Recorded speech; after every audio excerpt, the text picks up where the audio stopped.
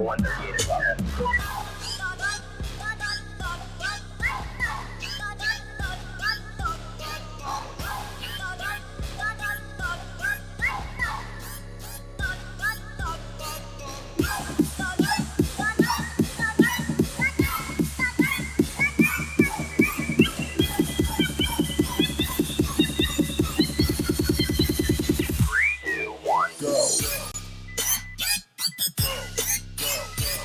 Hello, everybody, and welcome to the Paranormal Guyz, coming to you live from downtown Atlanta. No, not downtown Atlanta, but close enough.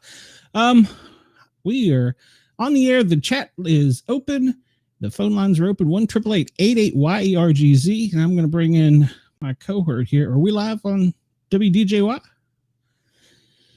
We are. Yep. Oh, okay. Wait. Not WDJY, just yours, right? Oh, okay. All right. So that's the only thing I was checking, but I am still live on Twitter Spaces. Okay. And that now, I don't know if you were aware of this, but that Twitter Spaces used to only be available on the phone for a verified account. Now it's available on the desktop. Okay. So people like you and me that are doing stuff like this all the time, can use it more practically. That was one of the rants I was going on before I hooked up with you guys, was how I tried it last fall, and there was no way that I could get connected to it good enough. Okay. Well, I've got everybody hiding backstage, and we are live, by the way. We're on YouTube, Twitch, LinkedIn. Oh, I don't know. Trovo, Kick, Twitch. I said Twitch. Now, Yerg's Radio. We're everywhere. We're everywhere. So let's see who I got hiding back here. I got Miss Cheyenne and Miss Dina. Hello, ladies. Hello. How are you? Hey, ladies. Hi. And then let me go over here. And I got to push this button because I got too many buttons to do. And let's introduce our guest. We've kept her backstage. However, I want to warn everybody before we get going. She is under tornado warnings in her area. So if she ducks out, we're just going to let her go. So that's what we do here. So Miss Hill, welcome to the show. Hi. Thank you for having me. Glad that didn't work. I'm glad that you're here. Thank you. Yeah. So, my part's done, so I want to let you get on your show. All right. okay. Well, we will see. All right, everybody. Thank you, Have fun Ross. at the show. I'll see you again. All right. Bye. In case anybody doesn't know, that is Ross Yergs. He is the owner of Yerg's Radio that allows us to have the phone lines and go out live over his internet radio. So if you're not able to watch on YouTube, you can go to yergsradio.com and listen there. So, all right. So, sorry, we were trying to do a handoff from a radio station. They want to test going live from their show to my show to see how it would work. And I don't think it went too well, but that's okay. When does it ever go the way it's supposed to? Never the first time. They told me at 8:15. It's the best I got. Oh well. Trial and error. Yeah, absolutely. So, but we're live everywhere. I had the weather radar up earlier because I know my mom lives in Knoxville, and she's going to get hammered here in the next few hours. So, actually looking at it now, earlier. not too far away. Yeah, that's right. Adina is also in Tennessee, so if she disappears, we'll let her go too. Cheyenne is in West Virginia. Oh. There's no hurricanes tornadoes. Except she's gone. Oh no! There you are. Did you just get blown away there for no reason? Apparently. Okay. Mother Nature trying to tell me something. Nah.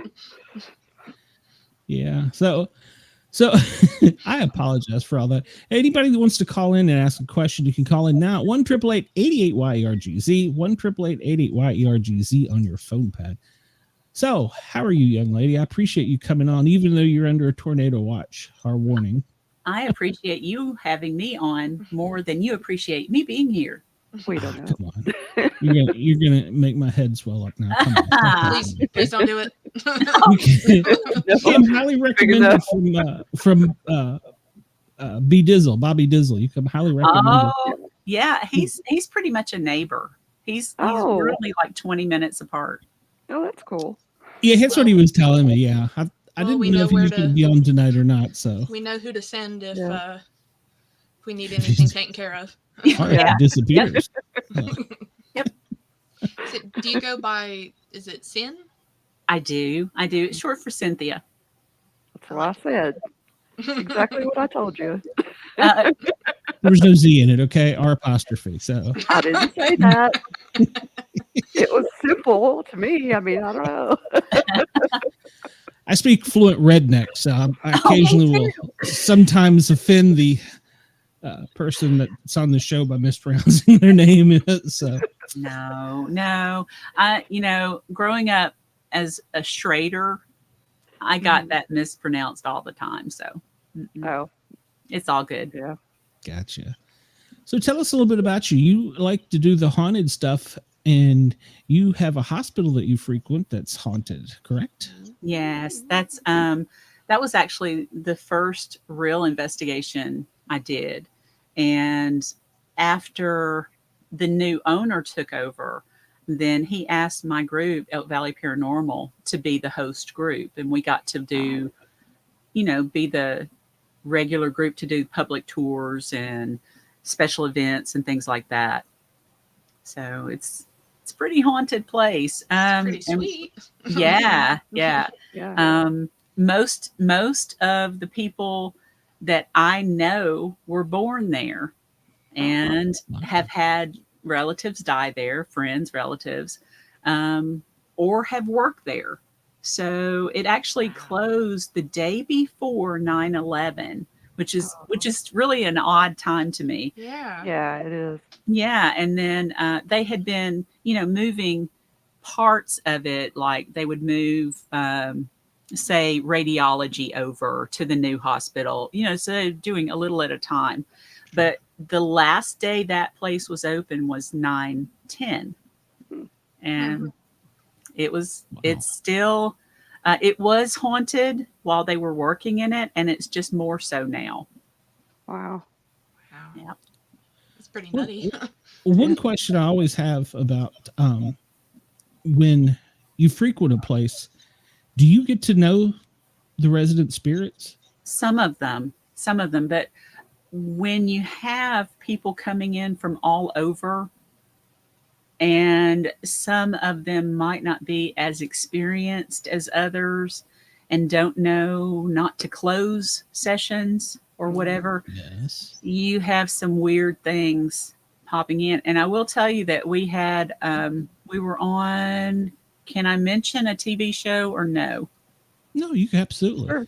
Absolutely. We're not Ghost shy. Adventures came down to investigate the old hospital back a few years ago.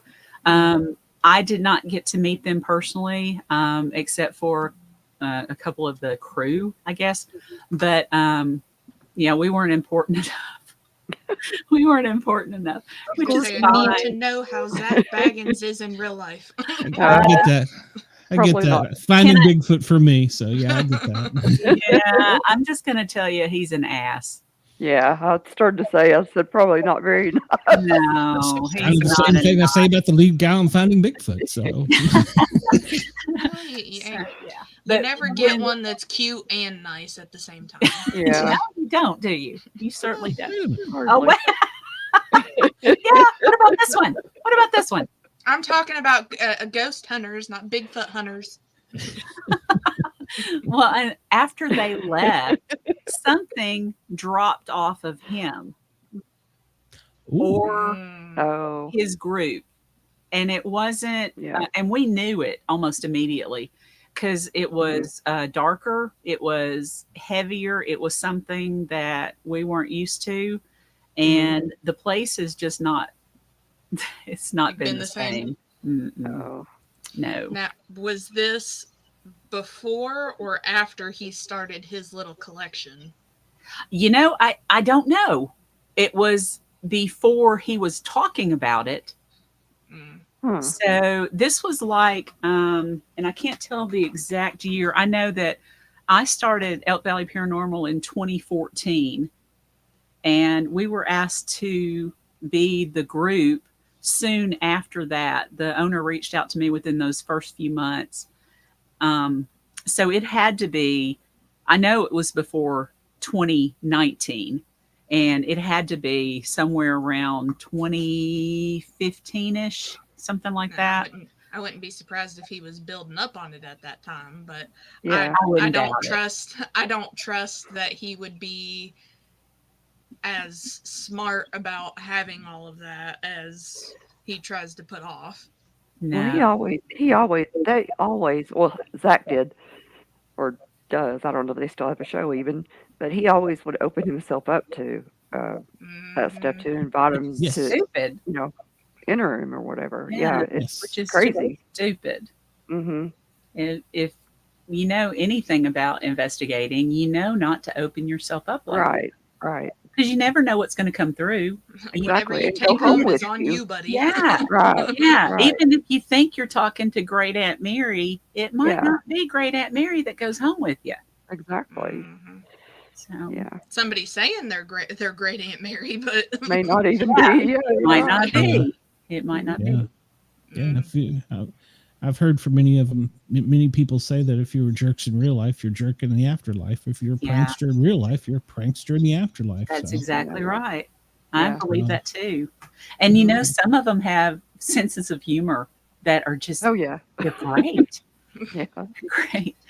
One of the ones I remember, and he wasn't happy that we were there. It was at a resident, and I knew something was around me, but I couldn't see it. I could just feel something was different.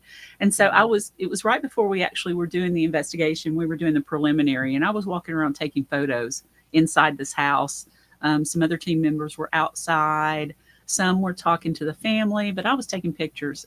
And when I went to the next room, I said, I know somebody's here with me, so I'm just taking pictures. Come with me.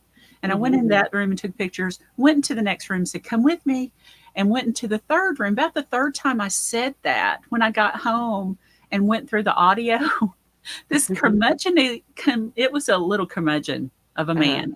He goes, I got better idea than to follow you around all night. It's funny. all right, Grandpa. well then, Graham. Exactly. worked I'm in the so real life, it funny. may work in the afterlife. You never know. So, Yeah. that was his pickup line. We Oh, had, It would be me in the afterlife being like, you don't got to tell me every time.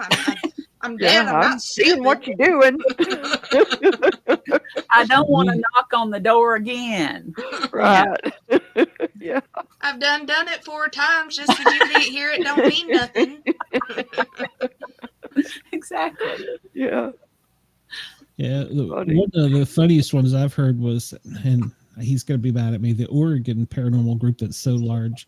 They were setting up, and they had their recordings going already, but they were still setting up. When they went back and wrapped up, they didn't have much success. The very beginning, before they brought anybody else in, the mics were all hot and everything. Somebody said to the microphone, "Yeah, they're tape or they're recording us. Don't say anything." And I thought that was great. I was like, "They got you, didn't they?" Yeah. I'm dead. I ain't stupid. Yeah. Mm. And that happens Wow. quite often, really. Mm-hmm. And can you imagine? We were laughing about this a couple of weeks ago, talking about smudging rituals and stuff. Can't you just see the ghost going, "Oh God, they're okay. Go, everybody, go in here. Yeah. Go in here. Yeah. Everybody's Oh God, go in okay, here. let's go in here." No, they're just running from it. Yeah. Well, and I could just because I guess depending on the situation of whether somebody understands they're dead or not, like just ghost like, who keeps letting these people in? And Yeah. God, get it Yeah. out of here! Quit! I can't. My grandkids wouldn't let me enjoy my retirement, and now I can't even enjoy this. Exactly.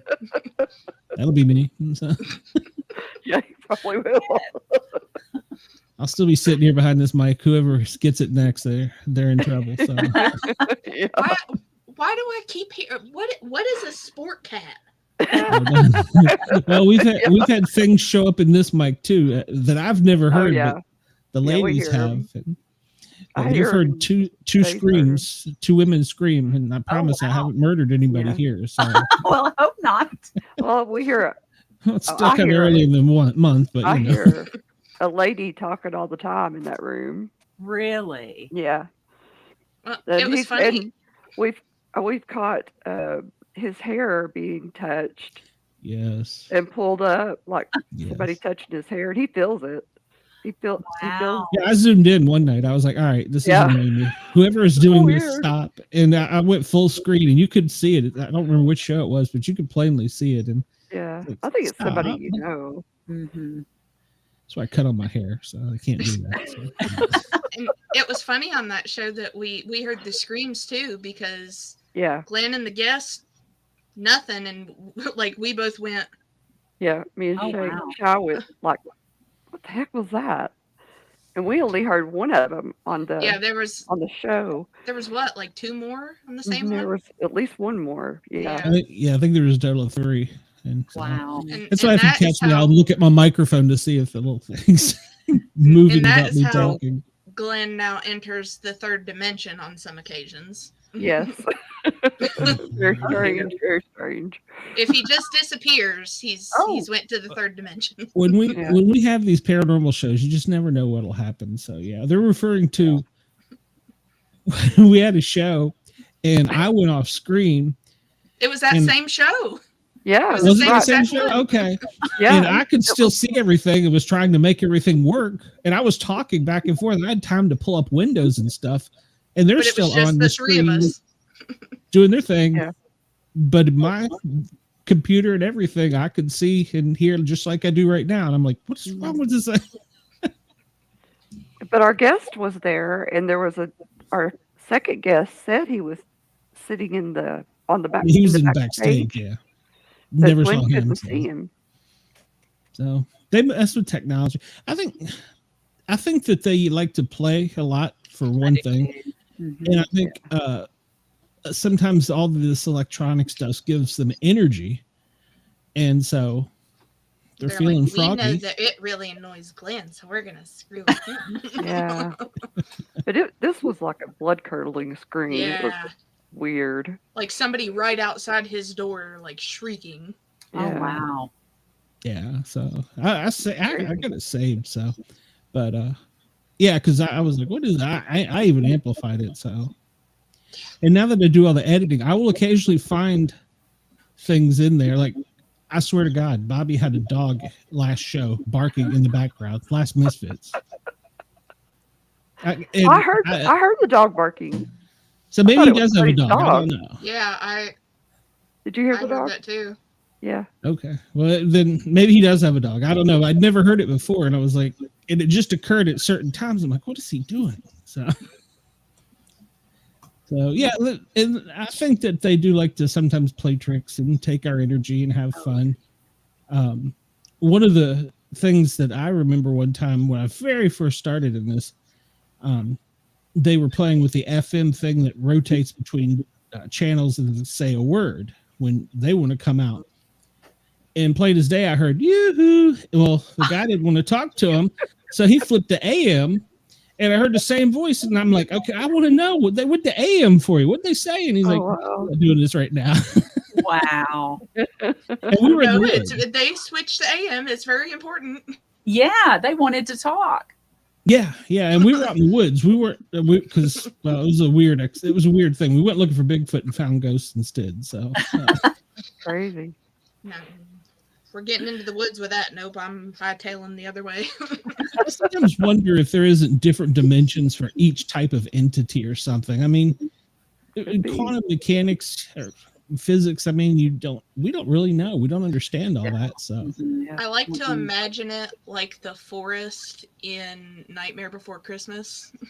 Yeah. We just walk to the middle of the forest and it's a ring of different. Yeah, that's cool. Here's the Sasquatch tree. Here's the UFO tree. Yeah.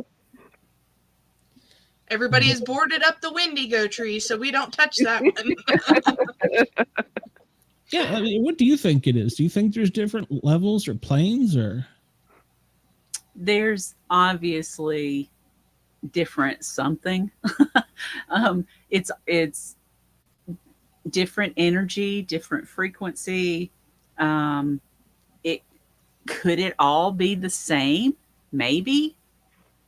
We don't really know if ghosts and cryptids and ufology, all that, maybe it's all mixed together. We just don't know. I've heard a lot of the UFO people speaking lately about that leaning that way, which I don't think that's correct. I don't know. Well, I've heard in the past 10, 15 years, they've started saying that aliens are fallen angels, and I just don't think that's correct. Yeah. Maybe some can appear that way. Maybe. But if they choose to. Yeah, if they choose to, exactly. And yeah, that's possible, but I don't think all of them are fallen angels. I mean, why would they come in a spaceship? Angels wouldn't need that sort of because they're technology. riding in style, man. But angels wouldn't need that type They're of like, I'm tired today. I'm getting in the Buick. If they wanted you to perceive it that way, they could make you see it that way. So that's true. I don't think so. That's just like recently. Well, and just like spirits, they might show up to one person as a giant lit orb, and the next person might see a full figure. Somebody else might see a shadow. So and they can pick what recorder they go into. Even if you have 3 right there beside you, they can pick one to go into. So we just don't know hardly anything, really. And if somebody does say they know everything, they're full of crap. Yeah, exactly. They're like, there's something, and that's what it is. Yeah, exactly. And we don't know, but I'm interested in it. I'm really interested. Well, one of the most recent things I was reading about, they think that the teenagers that went into the Miami Mall, where there were supposedly it was just 2 people fighting, and it called out was the that the entire alien Miami Metro-Dade Police Department, that they opened some kind of portal or something. They were chanting and doing something. That's the newest thing I've heard on that. Really? So yeah. Who knows what they could have brought in? And that goes back to people not really knowing what they're doing, messing with stuff that they don't know diddly squat about.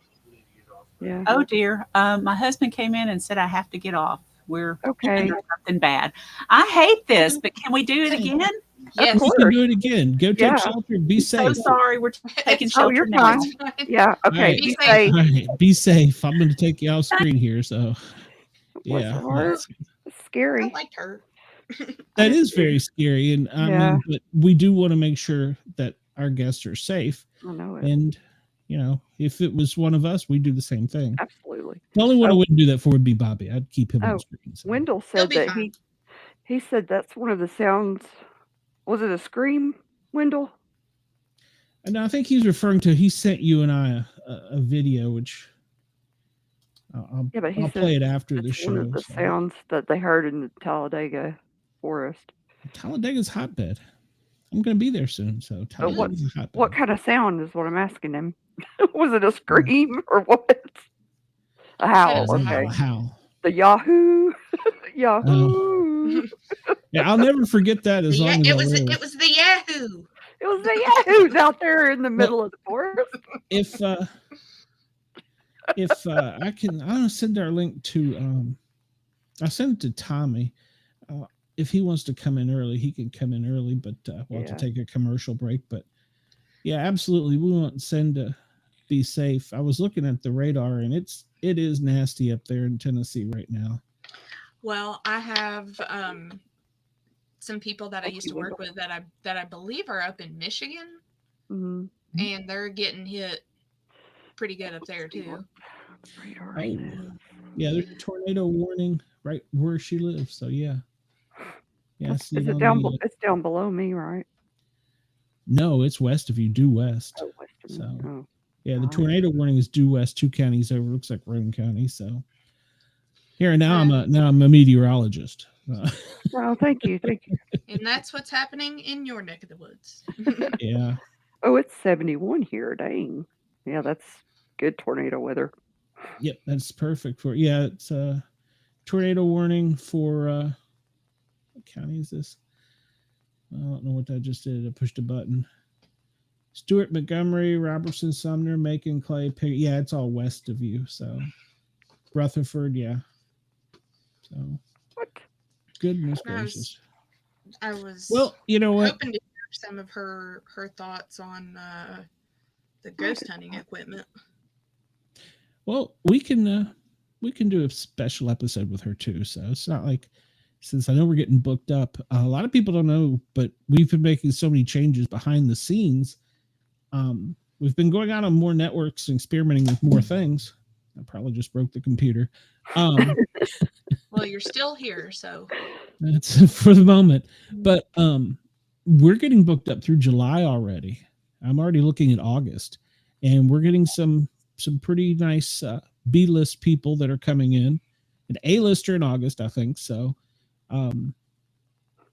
yeah, please like, follow, share, subscribe, please, before I lose my mind. Like, comment, subscribe.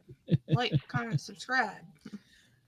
Yeah, I actually downloaded a sound file to remind me to say that. So good for you. Needed it. Yeah, I do, because I'll forget about it. Now I won't be able to find it. So I think if we do what we on the Big Brother thing, maybe to offer people like that little, maybe like a hour, 30-minute segment. Yeah, that'd be kind of cool. Yeah, I'm going to continue to harass Big Brother players. So I'm so ready. Yeah, and so anybody that's paying attention now, we're playing our next upcoming show, CBS's Big Brother, which is on Paramount Plus 24/7. You can view inside the house, which is great. We will be doing at least 2 shows a week on it, and they're scheduled July 17th and 18th to kick off the season, and they're going to be Sunday, Tuesday, Thursday for their show at 9 p.m. Eastern. So if we go live after their shows, which is typically what we do, we probably won't go live till 10 o'clock our time. So it's going to be a late night for you, Shy. So yeah. Well, if we're only doing an hour and a half, it's they usually did an hour, right? Yeah, we only have one marathon where we went 14 hours. Yes. Yeah. Well, they had a contest and we were live. We said that we were going to stick it out. There was no other podcast doing it. So we were going to be the only ones to do it. And so we could see after they cut the live feed off of CBS, we could still watch it on Paramount Plus. And so we were describing it. So yeah, that was kind of cool. But all of us were falling asleep on the screen. Because my TV is like right behind my computer. So I'd just be like, yeah. And when I'm editing, I got two screens on mine, so I can also put CBS on one. I'm going to upgrade that. I'll actually probably I've needed the third monitor for a while now, so I'm probably going to buy it. Oh, good Lord, you're going to drive yourself nuts. Well, when you're doing all this editing, and then you got emails to answer, you get too many screens open. So if I could just like move them around, that would be better for me. I like to stay somewhat organized, but now when you set up when you have the double screens like that, do you have it set up where you can just like drag from the first screen over to the? Yeah. Like during the show, I'll move you guys around so I can pull a file up or something usually. So, but and also Friday night is our Grin and Guardian gang live, which is always awesome. We have Wayne Miller. He was on this show. He's going to come over and talk about the ATF. But in case you're not interested in public safety and you still want to get your Sportcat fixed, well, there's a way of doing that. Friday nights live on the Thin Line Rock Station from 6 until midnight will be me playing music. So it's 80s style, probably some disco in there. So there's always got to be some disco. Always. Dina sounds like this is important. Oh, she's muted. Remember to wear a condom. For useful advice to help you through the day. That's what we do here. What show I'm on? The Paranormal Guys. Giving the viewers what they came here for. Absolutely. We've got to fill a little bit of time, so we're just goofing off. No, I downloaded a whole bunch of sounds today for my show over on the Thin Line Rock Station. So I just spent far too much time on TikTok last night. Oh yeah, that's right. You sent me that video. Should have been mine. I showed that to Travis, and he's like, "That was pretty great." Wendell sent us Wendell. Why don't you just call us 1-888-88-YERGZ 1-888-88-YERGZ. Wendell, just call us and tell us if. That's what I'm listening to. Because I can't. I guess I can pull. Can I pull up a voice message on that? I don't know. Yeah, see, I don't think this is going out over the feed. Can you all hear that? Mm-mm. Well, he's got whippoorwills. And there's a howl in the background. Yeah. That's definitely a howl. Sounds like it's pretty far off, though. How to get that to stop? Okay. Got it, Wendell. Yeah, I'll listen to it and dissect it once I get off the air, Wendell. But yeah, it's kind of cool if you're out in the Great Talladega National Forest and you have an encounter like that. As long as it's a friendly encounter. So, but all of them are friendly, like ghosts. Not all Bigfoots are warm and fuzzy. So, Brenda is having some medical issues, and she's blind in one eye temporarily. And as she's getting older, she can't hear either. So she's kind of she don't have a leg to stand on. So it's rough being Brenda. Just get punchy for that joke. It sounds like it's mimicking a rooster. Holy crap! That was thunder. Is it getting you now? Do you got to go? No, not yet. Okay. It's just storming. I started to tell her to leave her camera on live so if her house blew away, we could see it and get some ratings, but I thought that might be rude. So. Could you just please leave the camera? It'll be on the Weather Channel. And you'll hear me say, hey, tune in, like, follow, and share to the Paranormal Guys. Yeah. Need I remind you of the joke you made earlier about being live, too? Oh, yeah. A lawyer didn't even get that one. That was what amazed me. So, news on that. The lady that I told you guys about that owns the small business, and her husband is the boxer. Yeah. She is passing the information on to him to see what he thinks. Sweet. Good. Well, we've got coming up June 5th, we have a wrestler. A free cupcake. So we have hold on, let's take this wireless incoming call. Who could this be? You are live on the radio. Hello, Glenn. Hey, how are you? All right. Yeah, we had a interesting weekend a couple of weeks, last weekend down at Holland's Hunt Camp. With Holmes, Cedar Creek Bottoms Homestead. Okay. So what all happened? I heard the scream, but I couldn't figure out how to play it over the computer.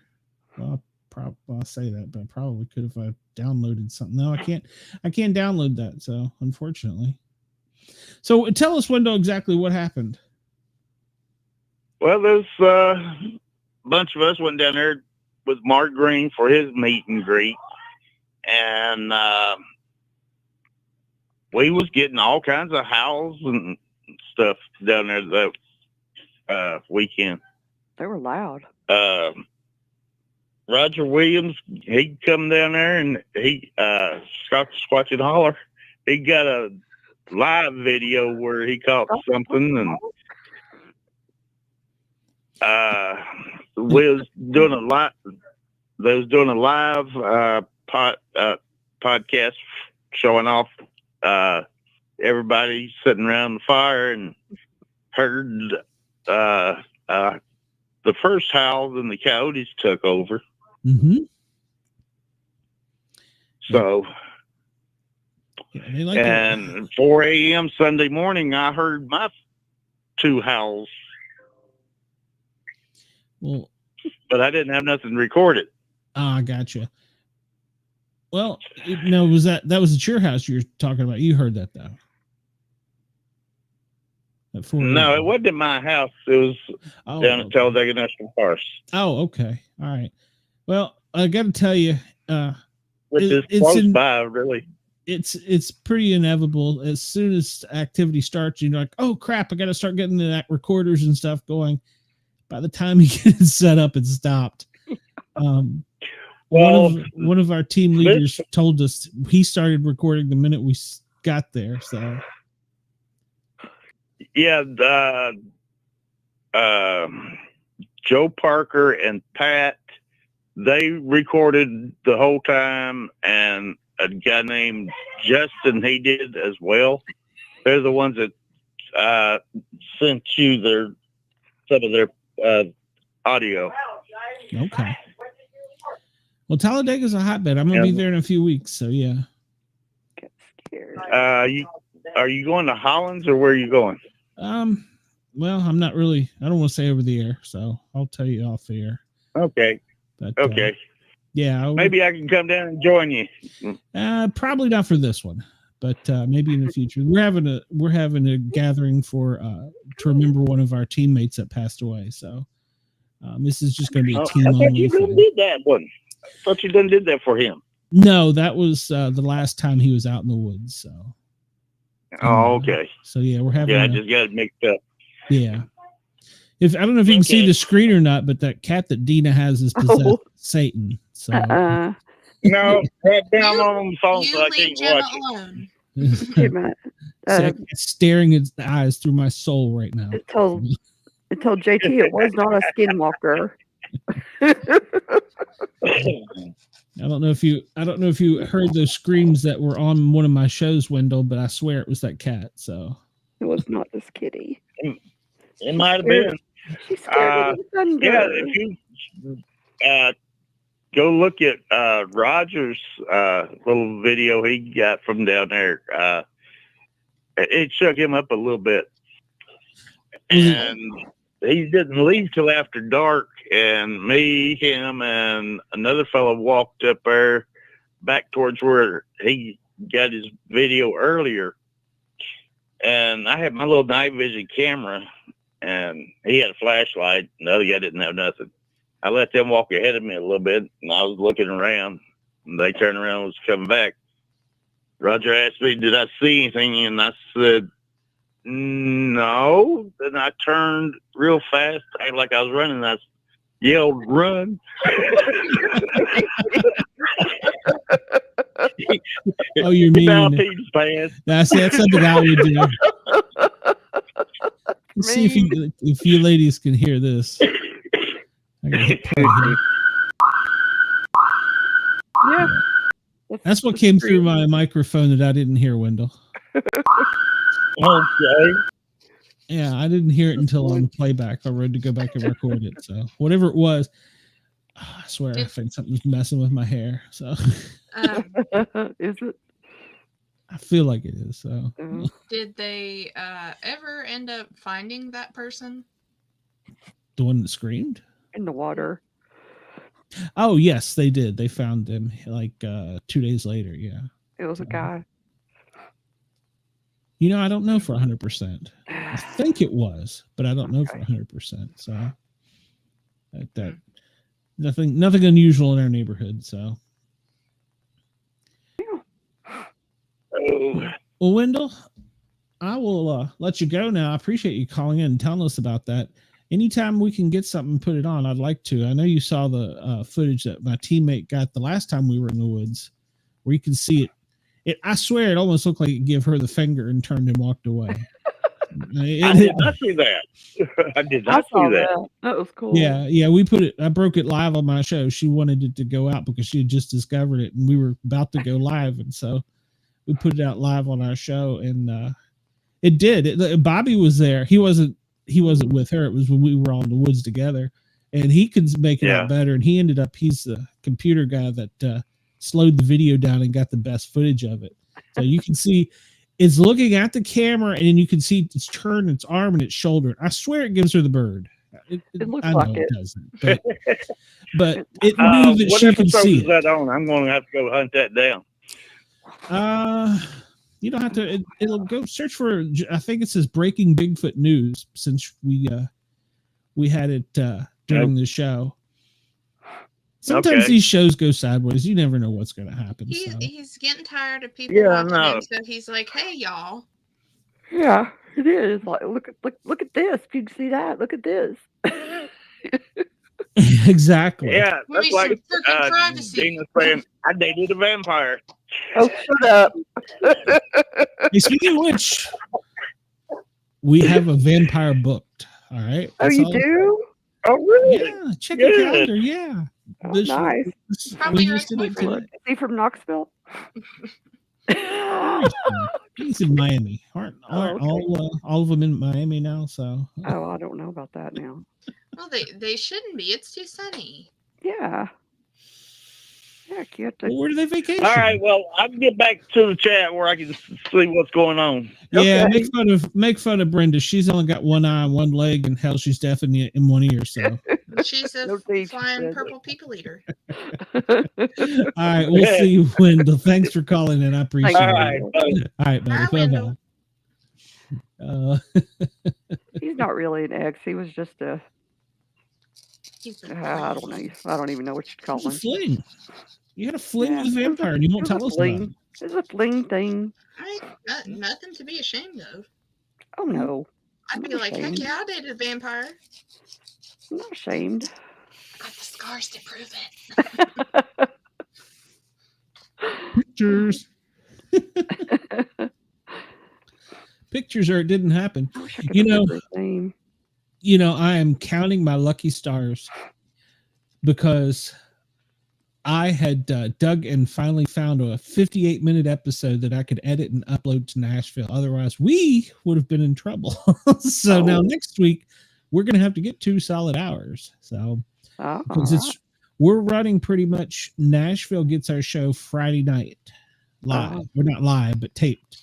So we're on live on Wednesday, and then Friday night it goes out live on Nashville. So I had a backup plan. They were about to get a Misfits. Oh wow!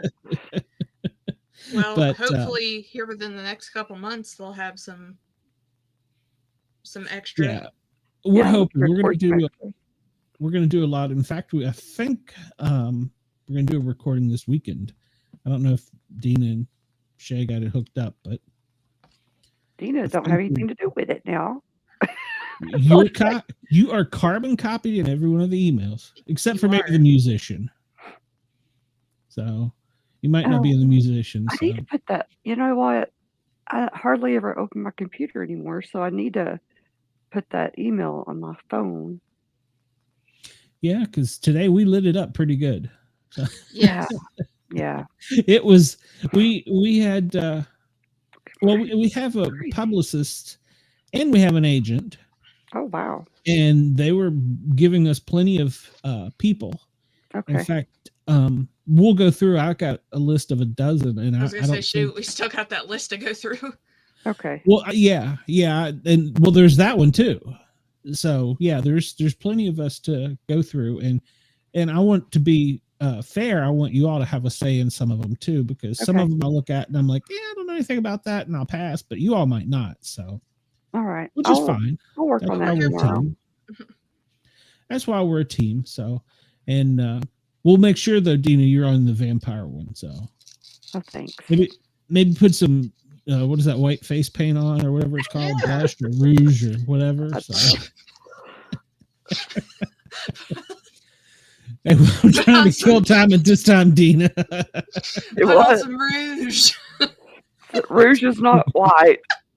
See, there you go. Is there an apostrophe? Is it rouges? Who the hell knows? No, it's singular. It's rouge eye. Rouge. Rouge. Rosé.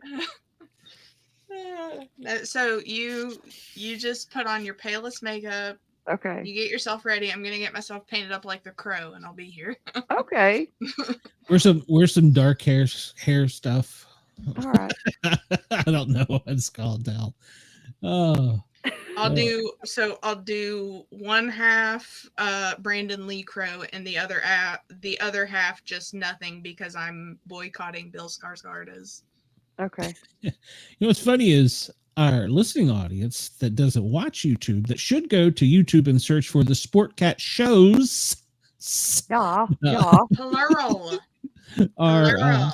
Our paranormal guys with a Z on YouTube can come over and you've been listening. I know you have. We've got lots of downloads on the podcast. So we come see on you. and watch your show. We can see you clicking on it. See you. I don't know who the people are in Michigan though. I don't know anybody in Michigan, but we have some dedicated fans of the podcast in Michigan. So shout out to them. Michiganders. Thank you, Michigan. So we have them. Yeah, our top states, of course, are Georgia, then Tennessee, followed by Virginia, and in Florida, then it gets to Michigan and like Washington State. Yeah, so yeah. Washington State. We have some regular listeners that are in Asia as well. Oh, so cool. Yeah, so that's kind of cool. So yeah, we are international. So maybe I should have them calling on Ross's line. That'd probably be expensive for him though, but not if they call in 10. I don't know. Does it work like they just have to call in after 9 and then he calls them back? I don't know. And then it's free. If they call Goober, most people have cell phones with. Oh well. Anyway, if they call, it's the thing's on them unless they call collect. Well, I know when we were traveling as a flight medic and we were traveling, we had to have the international phone plan. So because we were, we were hopping between islands and down in South America all the time. So we all got the T-Mobile international plan. So, they probably got family over here. Which really sucked because T-Mobile in the States didn't work worth a damn, but outside of the country, by God, you could call anybody. I called this true story. We were in Bermuda and I called one of my friends. I said, "You'll never guess where I am." I said, "I'm on a rock in a cave at the bottom. Oh my middle God. of the ocean. Where am I?" He's like, "What?" Where did your wife send you? That would have been the place. Bermuda has a cave system, and it was right by the hotel, and we were stranded there. Oh, the luck. And so I went and did the little trail down into the caves, and at the bottom of the cave, I had cell signal. I'm like, "Are you kidding? You are kidding!" Wow, this is the best signal I've had. I'm not kidding. But I got to go to Mom's, and I don't have any T-Mobile service. It's the craziest thing. Yeah, I'm in Bermuda at the bottom of a cave. I got perfect signal. I got 5 bars. But I go to Mom's in Knoxville, Tennessee, and I got 2 1/4. Shoot, 5G isn't even out yet, and I got 5G down here. Are you planning on coming up here anytime soon? Yeah, about that probably. Yeah, about July. Well, I've got something for you. I was trying to keep it till you came up here, but I think I might just mail it to you. Okay, well, hold tight in case it's this weekend. So, but oh my gosh, I have to make a sudden run north. So, I hope that I don't, but it might happen. So well, if so, all they're really predicting for us here is flooding. Yeah. Well, not for that reason, but yeah, I would. Dang it. I maybe come up there. I'm looking on the radar right now, and it looks like West Knoxville around Turkey Creek is just starting to see it. Yeah. But it's going to slam north now. It's going to hit Powell. Got a Turkey Creek. Yeah, we do. It didn't. I live out Turkey Creek.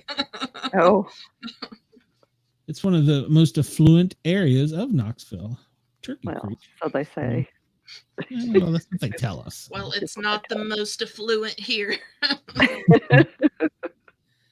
I mean, I'm sure you could probably still buy your meth out there if you wanted to. So. Oh yeah. A couple years ago, yeah. Yeah, Anderson County is already under a tornado watch, so it's right beside you, Dina. Yeah, it's coming. Well, crap! It is right beside me. It might, but it might jump over the ridge. Yeah, well, what's happening here in Georgia? Absolutely nothing. There is not a cloud in the sky. So tornado warnings, watches, warnings. Yep. I don't know. The other day, like when I messaged you, I was like, I don't know what is going on, but it feels weird here.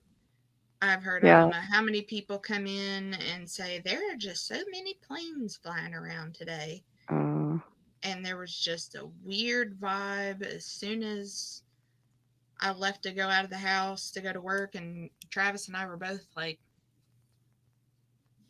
something just feels weird. And the only time I started being concerned is when he said that like there wasn't any, you couldn't hear any of the birds or any of anything. That's crazy. And I was like, that's when I start getting. Yeah. Yeah, when the sky turns green and the birds are quiet, it's time to hide.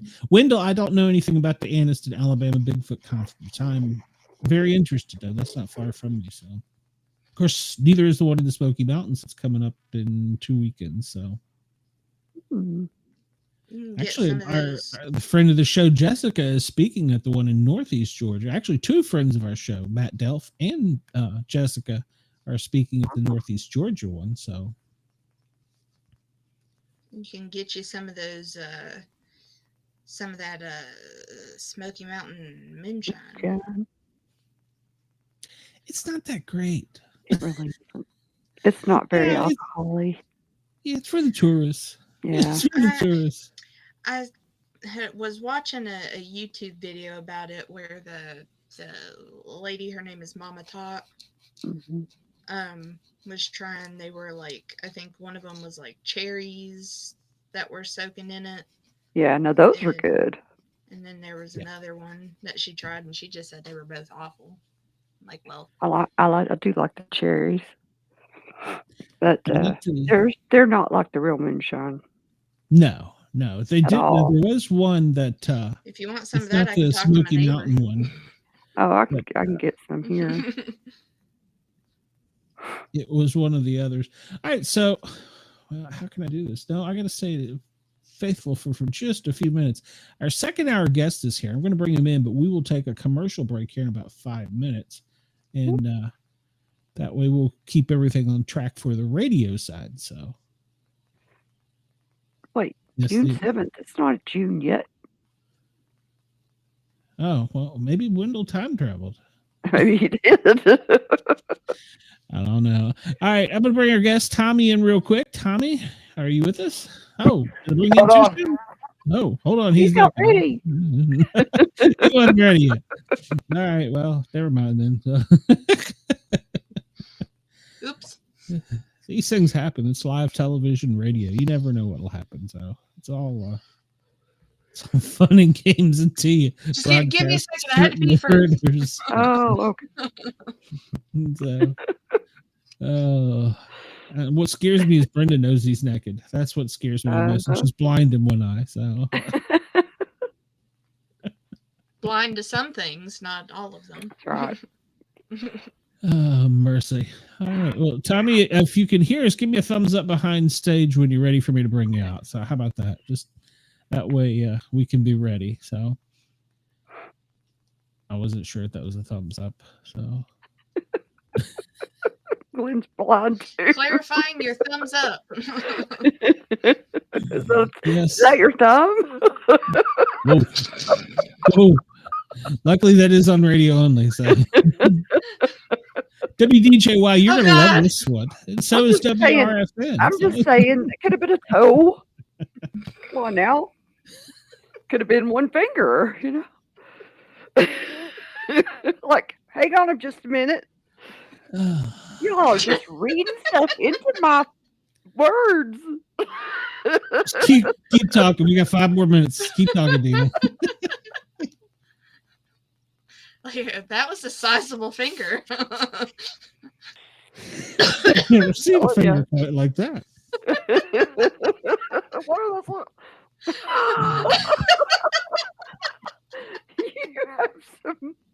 You have growth at the bottom of your finger. No, for your information, I have full-size balls. Oh God. Oh, it made my stomach hurt. Well, it's good. It's good. I know, I We're love getting it. our money's worth. So Oh gosh. we're getting our money's worth on tonight's episode. We're also good. We're also on TV in some little county in New Mexico that's a secret, Los Alamos, and they put us on when they want to and don't tell us. It's kind of a secret. That's kind of fun. It really is, because we have no clue what's going on there. And We do not know. don't dare ask about it. Not supposed to know. I don't know where Los Alamos is in relationship to Area 51. But Really? what's a big state? There's Vegas. Vegas isn't near Area 51. But that's where they all fly out of. Isn't that where Los Alamos is where they fly out of, right? Isn't that what you just said? No, I don't know about that. I don't know what you're talking about.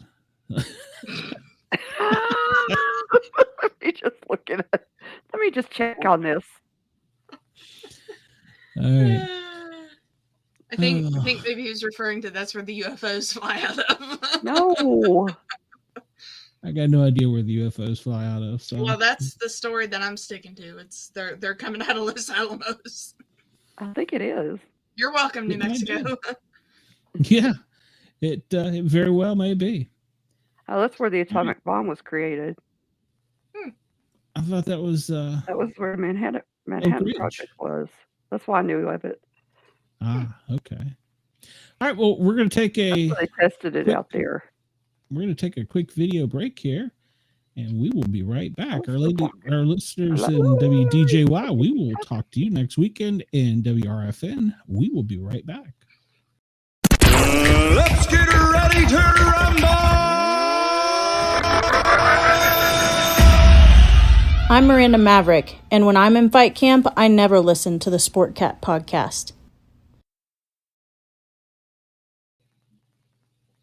And we're back. Hour 2 of the Paranormal Guyz. So our guest is backstage now. I believe he is ready. Is he fully dressed? Well, We'll find out. Yeah, I'll put him up there with you, Dina. So here we go. Tommy, Touchdown Tommy. He has a story to tell, and we want to talk to him about it. So, Tommy, here you are. We're going to put you on the stage. Hello. How we doing? Doing good. How are you? Pretty good.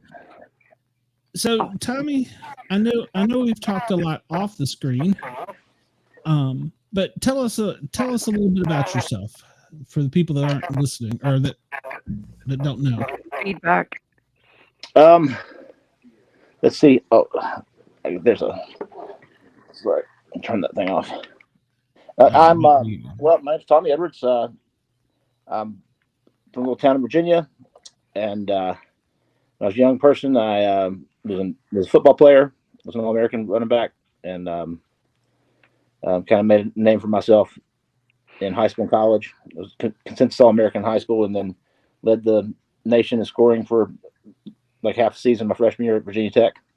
Yep, Virginia Tech. Set some records there, and then I've lived kind of a unique life. I've been able to like realize several dreams throughout my life. You know, like when I was a kid, I wanted to be a professional skateboarder, and I did that in my late 20s, and I owned a skateboard company. And then I went on the road with the drummer for Leonard Skinner as the frontman for his band for a few years. And yeah, fun stuff. Rock and roll. But, just the way we like it. Yeah. And I ran a nonprofit organization that I founded after the shootings at Virginia Tech called the Heart of Virginia Foundation. Very cool. Music for mental health awareness. Mm-hmm. Was in How many years was that after you left? Because I remember you had quite a few records. Yeah, that was like let's see, I left Tech after the 94 season, so the spring of 95. Played one season at Boise State in the fall of 95, and then didn't play my senior year. And so that would have been 13 years, because it was 2007 when the shootings happened. Okay. So, and I was actually living in San Diego and owned a productions company, and was just in town visiting when all that happened. Okay. Yeah. All right. Well, sure, alumni. Did you ever have any intentions of playing in the NFL? I mean, at some point, yeah, I did. You know, that was never like my dream. My dad also played at Virginia Tech, and he was drafted in 1970 by the Bills and played with OJ. He was a fullback, walked for OJ, and then he ended up getting put on waivers. He left to go be with his brother, as his brother came out of surgery. His younger brother had his eye removed in emergency surgery, had cancer in his tear duct.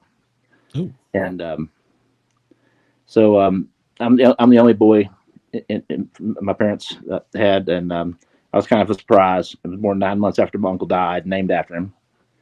So seemed like had a legacy to carry, you know. Mm-hmm. And then as with the success in high school, it's kind of like that just kind of hijacked me, you know, my life for a while, and as that happened, you know, the possibility of playing the NFL was definitely there. And once again, that wasn't something that was my dream, but you know, my thoughts were I'd go play a couple years, bank some money, and then do what I want to do for the rest of my life, you know. Or sure, it's American dream. Yeah, well, you know, it's the NFL. You know what it stands for, right? Not for long. Not for long. Or the No Fun League, one or the other. Yeah, not for long. Yeah. You would have probably been in the era where they were still allowed to play real ball. So. Oh yeah, I mean, I was definitely one of those guys. I was, you know, remember ESPN used to have the hits of the year. Yes. They have, you know, the big hits. I was the ESPN hit of the year in '95. Knocked that defense back from Montana and ragdolled him. And I had 2 hits on that reel. And then the year before, I had 2 hits on it as well. You know, which you don't see it running backs that often. You know, with big hits on there. No. But when they do, they're usually pretty good. Now, and so you say you also had a musical career. So tell us a little bit about that. Well, I still have that going on. You know, I always, like, from my earliest memories, I was just just like obsessed with music, you know, and here's bugging me. And I remember going to a music store with my grandmother and seeing these little pins, you know, of guitars, of different guitars, you know. Mm-hmm. And just seeing like the different shapes, like the Flying V and Explorer and Les Paul and things like that. They just kind of spoke to me, you know. And there was my uncle's guitar was in the closet at my grandparents' house, and we weren't allowed to play with it. But I would pull it out of the closet every now and then and play with it and get in trouble. But you know, I guess I started playing guitar when I was like 12, 13 years old. I found a broken guitar in the trash walking home from school one day, and took it home and put it back together with like some wood screws and part of a license plate to you know, to bridge the gap where it was broken. Yeah. And then just kind of hacked away at that until I convinced my folks to, you know, let me get another guitar that a classmate of mine was selling for like $20, and then a couple years later, I went out and worked all summer and bought a used Les Paul, and then still had to learn how to play it. You know, play a little bit, but it wasn't until I was in college I started to kind of make some progress. But every time I start making some progress, I'd break like a finger, or like a hand, Yeah, and makes it hard to playing ball. Yeah, and then I started playing with bands and stuff. I had a band in high school I was a singer for. Then like after college, directly that was kind of my focus. When I was at Boise State, I started having like one of those big hits was against Utah State, and I gave myself a concussion in the process and experienced something that's called Wernicke's aphasia. It's where you can't understand what people are saying. Mm-hmm. So it just kind of everything just sounds like gibberish. Yeah. And so like Charlie Brown's teacher kind of. Mm-hmm. And I started to jog off the wrong sideline, and one of my teammates pulled me back into the huddle, and it was like right in between. It was at the end of a quarter, so we had to switch ends of the field, and they had to get the guy knocked out off the field. So they had a little extra time, and then we're in the huddle. I can't understand what the quarterback's saying. They break the huddle, and going to the line of scrimmage, I grabbed the fullback, and I was like, what are we doing? And he said, same play. But it sounded more like, play. That's awful, isn't it? And then, terrible. And I said, I don't know what that is. He said, follow me, you get the ball. And I took that like the 2. And we scored on the next play. But after that, I started waking up with poetry in my head, like ruminating poetry. Oh, wow. And I'd always wanted to write songs, but had never been able to like put together anything that had any like meaning, or everything I tried to write just sounded like something else that I listened to.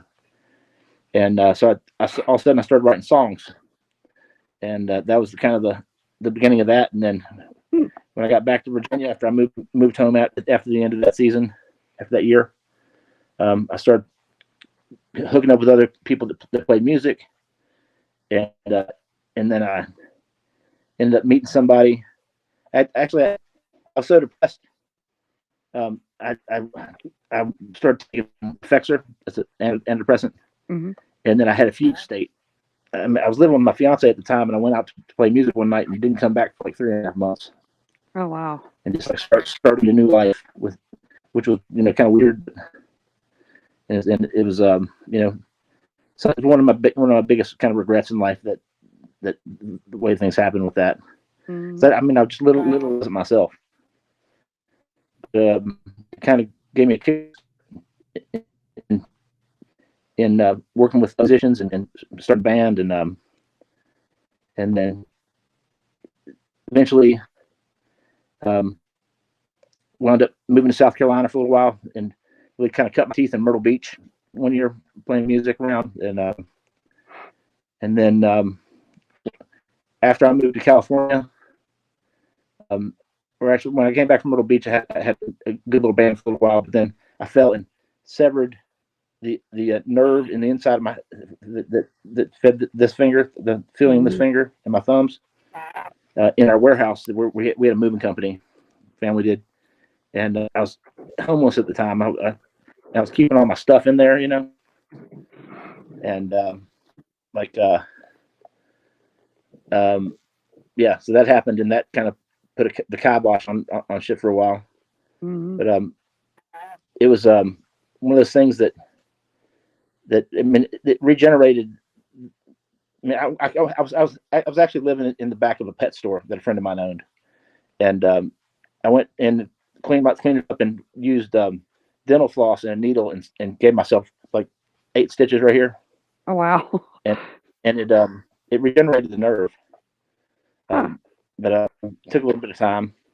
Then I ended up getting married and moved to California and started a band there with some folks, and we ended up playing on TV a few times. And then right about the time my skateboarding career was taking off and divorced, and at the same time we were only married like 364 days. But it got me out of my hometown and into California, and actually my skateboard company was called Sasquatch Skateboards. Oh wow! Oh, that's cool. That's cool. Yeah, I made a big foot shaped skateboard. Oh, that's pretty awesome. Oh, I'd love to have one of those hanging on my wall. Yeah. My son would be jealous. Well, Tommy, you've also had quite an adventuresome life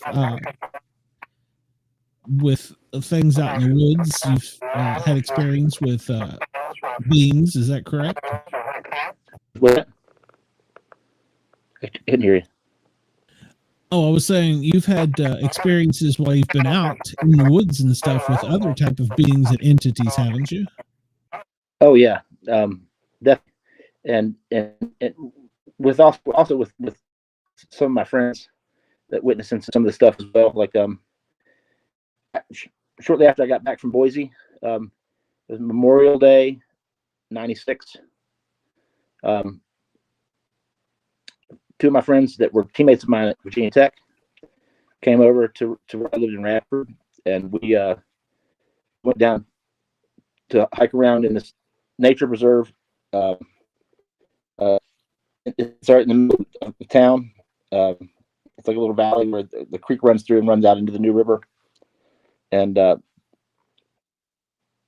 during the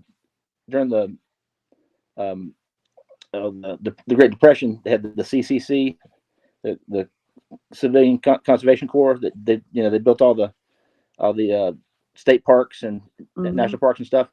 Well, they had all the different projects, and one of them was bridge to connect the two halves of Radford, where this valley was, and to accommodate, to make sure that the tributary to the river could run through. They built this like a tunnel for the creek to run through, and there's also a water main that runs through there. And we were down kind of near the mouth of that thing, and we heard like hand drums coming from it. So we thought maybe they used to have powwows over on the other side of the bridge, is where there's a main like city park, like right on the delta of the river there. And Radford's situated on the inside of a horseshoe curve in the river. And the New River it's funny. It's called the New River because it's arguably the oldest known river on the planet. But both it and the Nile run north. Oh. And there's only a few in the northern hemisphere that do that. And it flows up into the Ohio and over to Mississippi there. But Mississippi. Oh, okay. The Ohio. The river turns into the Kanawha River in West Virginia, and that runs up into Ohio, the Ohio River. And gotcha. Yeah. But it runs up my neck of Mississippi the woods. and yeah. So there's Mississippi mound builders, Indian civilization right there on that part of that part of the delta there, and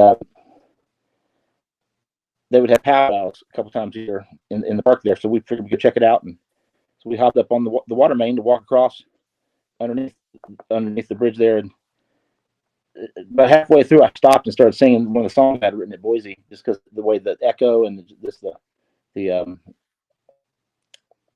just sound inside that tunnel was just amazing, and I sang this song, and then we went on to head to the powwow, and the drums got louder and louder until you step out of the tunnel there, and as soon as you step in the tunnel, there's no drums at all. It's just like birds chirping and wow, nature, and maybe an occasional car will go by. That's wild. So we figured, there's no powwow, so let's just go back the other direction, and we'll mess around in the nature preserve there for a little while. Because there wasn't anybody there. It wasn't open as a park at the time. It was just it was like a block and a half from where I grew up, and right next to the high school. So we used to spend a lot of time there when we were kids growing up, like playing Army and stuff, playing in the creek, and there's a cave there you can get going called Adam's Cave. But so we start back through the tunnel, and you hear the drums again as soon as you step back inside. But the further we got in the other direction, it got quieter and quieter until we got to where we stopped, where I stopped and sang that song, and there were no more drums. But we noticed there was a big hole in the ground that was like a whirlpool, like the width of the tunnel. Just a black hole that just dropped out into nothing. And so we're checking that thing out and trying to figure out what the hell's going on. There are a lot of a lot of cave systems and a lot of sinkholes and stuff in the area. But we thought we would have heard something if that had occurred. If something suddenly, if geological shift like that, and it was the weirdest thing I'd ever seen, And I mean, the drum thing was pretty weird, but this was like a wormhole. Wow. A portal or something opened up, and then we went on back out the other side of the tunnel, and I started talking. I felt like I received like a download of information, and I started talking about like fractals and like Mandelbrot, like geometry, and how everything, us and everything in our environment and reality is like it's like a set of algorithms that are constantly running this geometry that's it's complex in that it doesn't seem, it's not like a square or a circle, but we do see geometric shapes in nature. And I like I studied wildlife biology in college, right? So you notice symmetry, stuff like that. But with fractals, it's something it's a larger pattern than we can typically recognize as a pattern. But all of a sudden, like the way that the trees laid out, you could see the fractal and the way it was laying out, and even it seemed like the layers of the stratosphere were separating into the fractal geometry. Then we start hearing this weird kind of chirping coming off to the side from this weird looking tree kind of thing that didn't have much foliage on it, and it sounded kind of like a cardinal, which is Virginia state bird, but it's but it had like a kind of a reverb kind of sound on it, like electronic sound, like aspect of it. So it didn't sound like something natural, right? And it immediately got my attention, and my buddies were like, "What are you talking about? Just a bird?" I'm like, "There's no bird. There wasn't anything in the tree. I went over and shook the thing. Nothing flew away. There wasn't anything around it, and the sound was like emanating from that spot." And so at this point, we're all weirded out, and we figure we'll go ahead and leave and walk back to the house and maybe smoke a joint or something, calm down, and have a beer or something. And so we go and leaving, you walk back down this way, and then up like a little road that leads you out of the parking lot, and the parking lot was locked. Like years ago, there had been a pool down there, like a city pool. Like my dad was like a lifeguard down there when the pool was there, and it was just fed by the creek. And they would just once a week they changed the water, just changing the thing. The creek water would run in. Yeah. But all that was gone, but the parking lot was still there. And when we came in, it was locked. There's boulders lining it, so you can't nothing could come through it. And have a mock gate and Memorial Day, so there weren't any city workers opening it, and all of a sudden there was this car parked inside the gate, and it was like it seemed really odd. It looked like a Ford Probe, It was kind of bluish green, and the windows were black. And when I say black, I don't mean tinted black. I mean, they were opaque. Yeah. And so that all seemed really, really weird. So walk up, my buddy tries to open the door, and the handle doesn't move at all. It doesn't jiggle. It doesn't move at all. It's like it's welded to the thing. Wow. And so I just kind of stepped back, and I've been dealing with I started having some like abduction phenomena stuff happening when I was at Tech before I went to Boise, which is part of I think what contributed to my breakdown. I had a nervous breakdown while I was at Tech.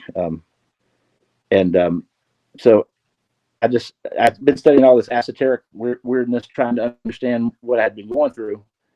And I just sat down and started doing this meditative breathing, and was just like staring at this thing and this car, and like my buddies walking around the other side of the car, and it's like all of a sudden the surface of the car rippled like water. Oh my gosh. And then the wheels sucked up into the thing, and all the distinguishing features of the car disappeared. Wow. And it was like this mass of like mercury. It was like liquid mirror. and it just sat there and just oscillated like water, you know, like a kind of like an elongated water drop, like if you could see it like falling, or just kind of and reflective, just like a mirror, and didn't have any distinguishing features other than just being reflective. And we sat and looked at this thing for maybe 15 minutes or so.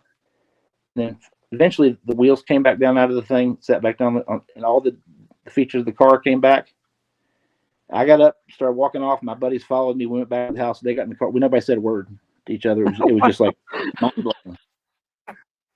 And we go back to the house, and they just get in the car and leave before. And I waved at them, and they left. And then, like a week or two later, I was in Blacksburg. Had gone to like a barbecue or party that somebody was having, and we're like, "What was that thing?"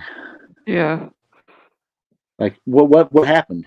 And we had all seen the same thing. And we thought, and like first time I spoke about this publicly was on a podcast back in December, and I had both of those guys watch it and ask if I gave a if what I was saying was what they were seeing. Right. And they both said, yeah, that was spot on. It was just weird, you know. And then it's like that thing was an intelligence. Okay. And it revealed itself to us, and it had come through that portal. And all I can, it's almost like there was a almost like a dimensional estuary there, where the past and the future and the present all kind of worked there at the same time. Gotcha. Like with the drumming. Mm-hmm. It seemed like something came from the past and it drew it into the thing. Yeah. And then that this, I don't know what it was. I mean, like I thought maybe it was some type of craft, or now it was the intelligence, you know. Mm-hmm. Maybe that's what that was, the tree. That was making the bird noise, because it was like if we walked straight up the hill through like it's like a cliff, but straight from where the tree was to where the car was like a straight line, straight up the hill there. And it was just it is the most incredible thing I'd ever seen, like to where I could say I was wide awake and experiencing it to that point in my life. I mean, like some of the things that were going on at night, you know, leading up to these things when I was at Tech in Boise were pretty phenomenal, but they also seem kind of like dream state, or like can be somewhat rationalized through where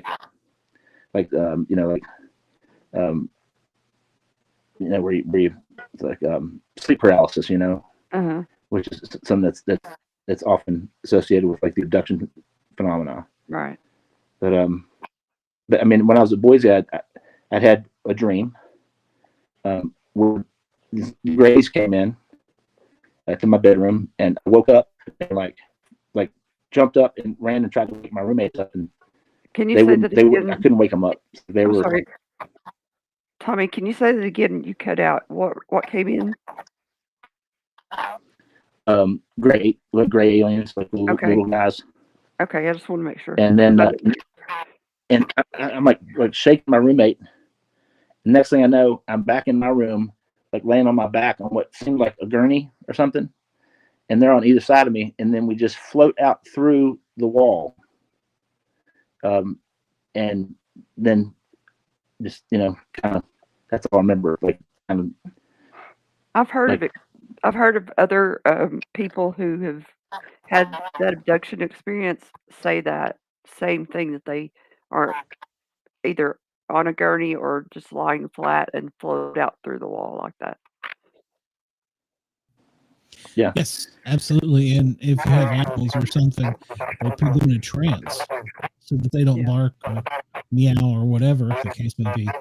And that is not uncommon. That's actually very common. If you read any of Whitney Schreiber, he talks about it extensively. Yeah, and right before I came home for Christmas, I went to a buddy's house to pick up a CD, like a Jimi Hendrix CD that he had borrowed. And he opened a drawer looking for the CD, and there was Whitley Strieber Communion in the drawer. I'm like, I'm like, let me borrow that. Yeah. And I took it, I started reading it. I ended up leaving it on the plane. And so I went to the bookstore, and they didn't have it in stock. So I ordered one, and I bought the second book. And then I went to the library and checked out Communion and finished reading it over Christmas. And then read the second one and the third one, but before spring, and and then like some Bud Hopkins, and then a whole bunch of other stuff, like down the rabbit hole of ufology and abduction, like literature that was available that you could get at like Barnes and Nobles at the time. There wasn't really a lot of resources, and the internet was still kind of in its infancy. Yeah. So yeah, it was like that stuff was going on. So like when this happened, like suddenly it didn't surprise me that happened. I mean, it was like it was fantastic and crazy. Yeah. And I wanted to share it and talk to people about it. But back then I got a lot of, he's crazy. Right. He's lost his nut. He's like he's a Fruit Loop now. And like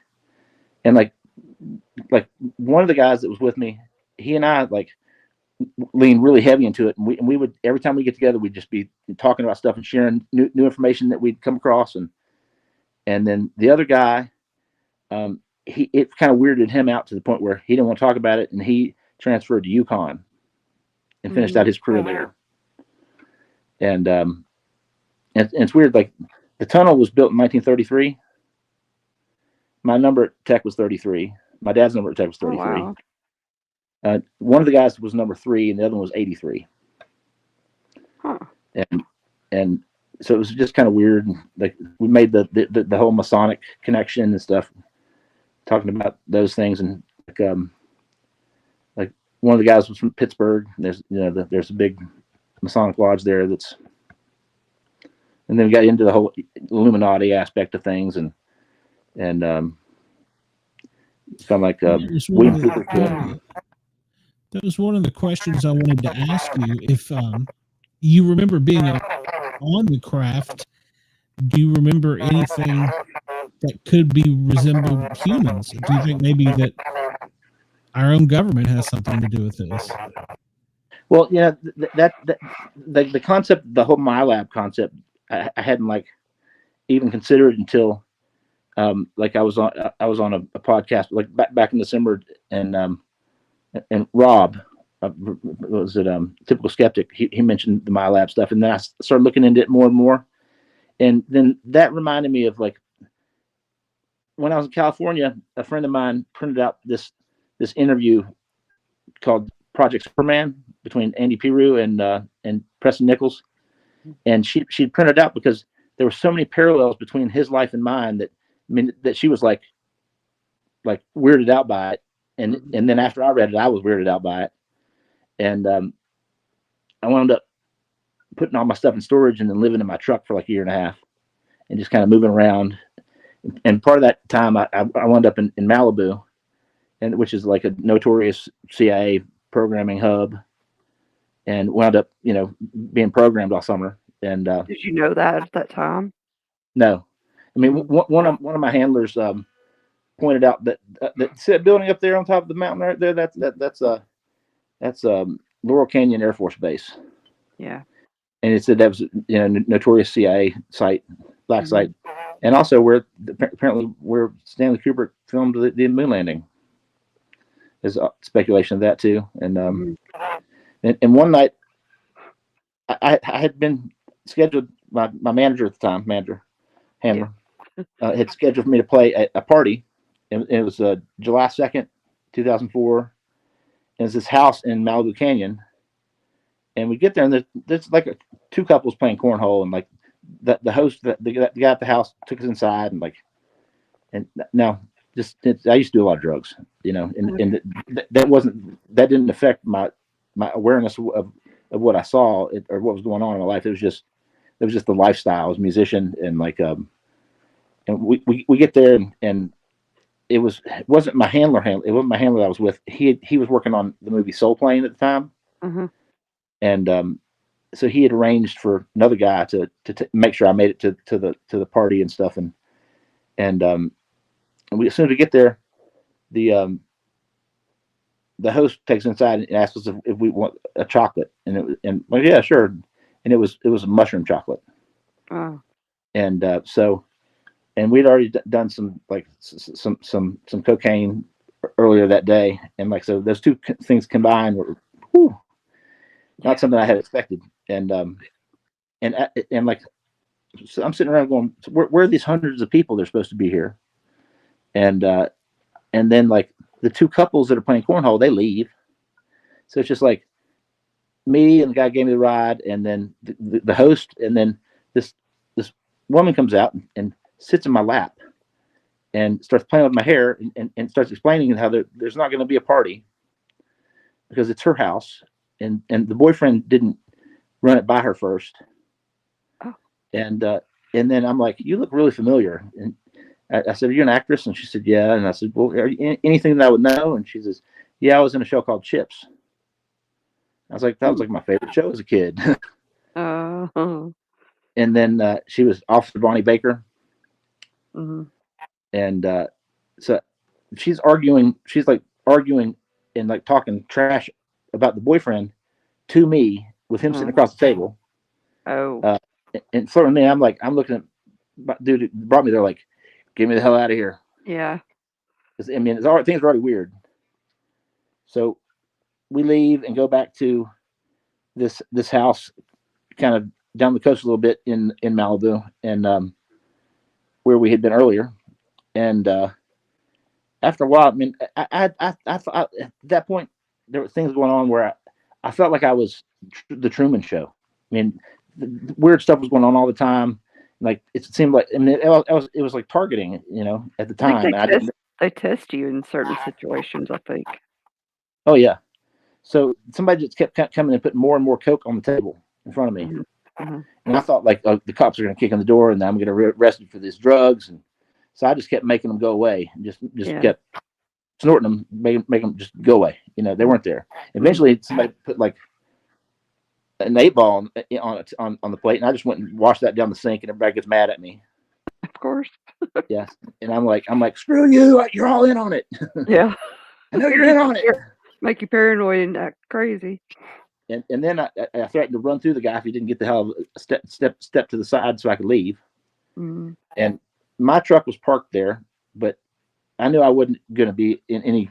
I couldn't drive. I mean, I was getting like visual distortion and stuff, and so I just started walking up the PCH, just wearing like skin tight bell bottom jeans with the cowboy boots and this like black wife beater that said "white boy" on it. And it was like that was one of my clothing sponsors. Okay. And just ran. I mean, would definitely have gotten the attention of CHP if they were driving by. And then the whole chips thing, that's going through my head too, you know. Yeah. Then I turned up one of the roads called Winding Way, and like I knew that there was. I didn't know that it dead ended. I thought for some reason that it would keep going, and like connect into a road where I had been staying at a house up on Latigo Canyon. But I was wrong. It was dead end, but I laid in a ditch for a while and just like kind of waiting for the cars to pass by, and then finally got up, ran across the street and jumped over a fence down into a canyon, and then found my way to a creek and like got in the creek and ran up the creek because dogs can't follow you up the creek. I mean, I was out of my mind, thinking something was following me, and it felt like something was pursuing me. Wow. And so the creek led back to Solstice Canyon Falls. Uh-huh. So, and I had been there before, and I knew that directly above that, up on the mountain, was where the house I'd been staying at up on Latigo Canyon on hillside. And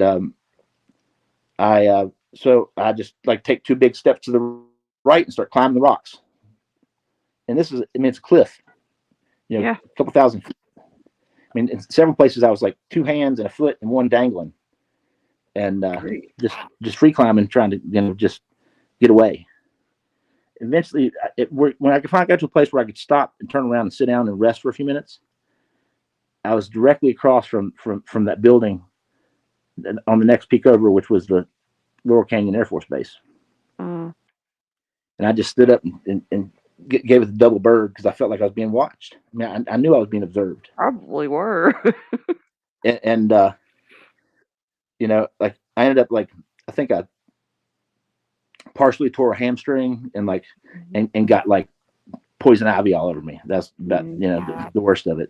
But there were rattlesnakes. I mean, I encountered 2 rattlesnakes that summer. One of them I actually picked up at my buddy's jewelry studio, helping him clean up. Just scooped up a bunch of stuff and put it in a box, and there was a rattlesnake in there. And then we took it out and put it in another box and drilled some holes in like a plastic box. And Slash came by later that day from Guns N' Roses to pick up a piece of jewelry that he had made. And he took the snake. He had the snake bitten,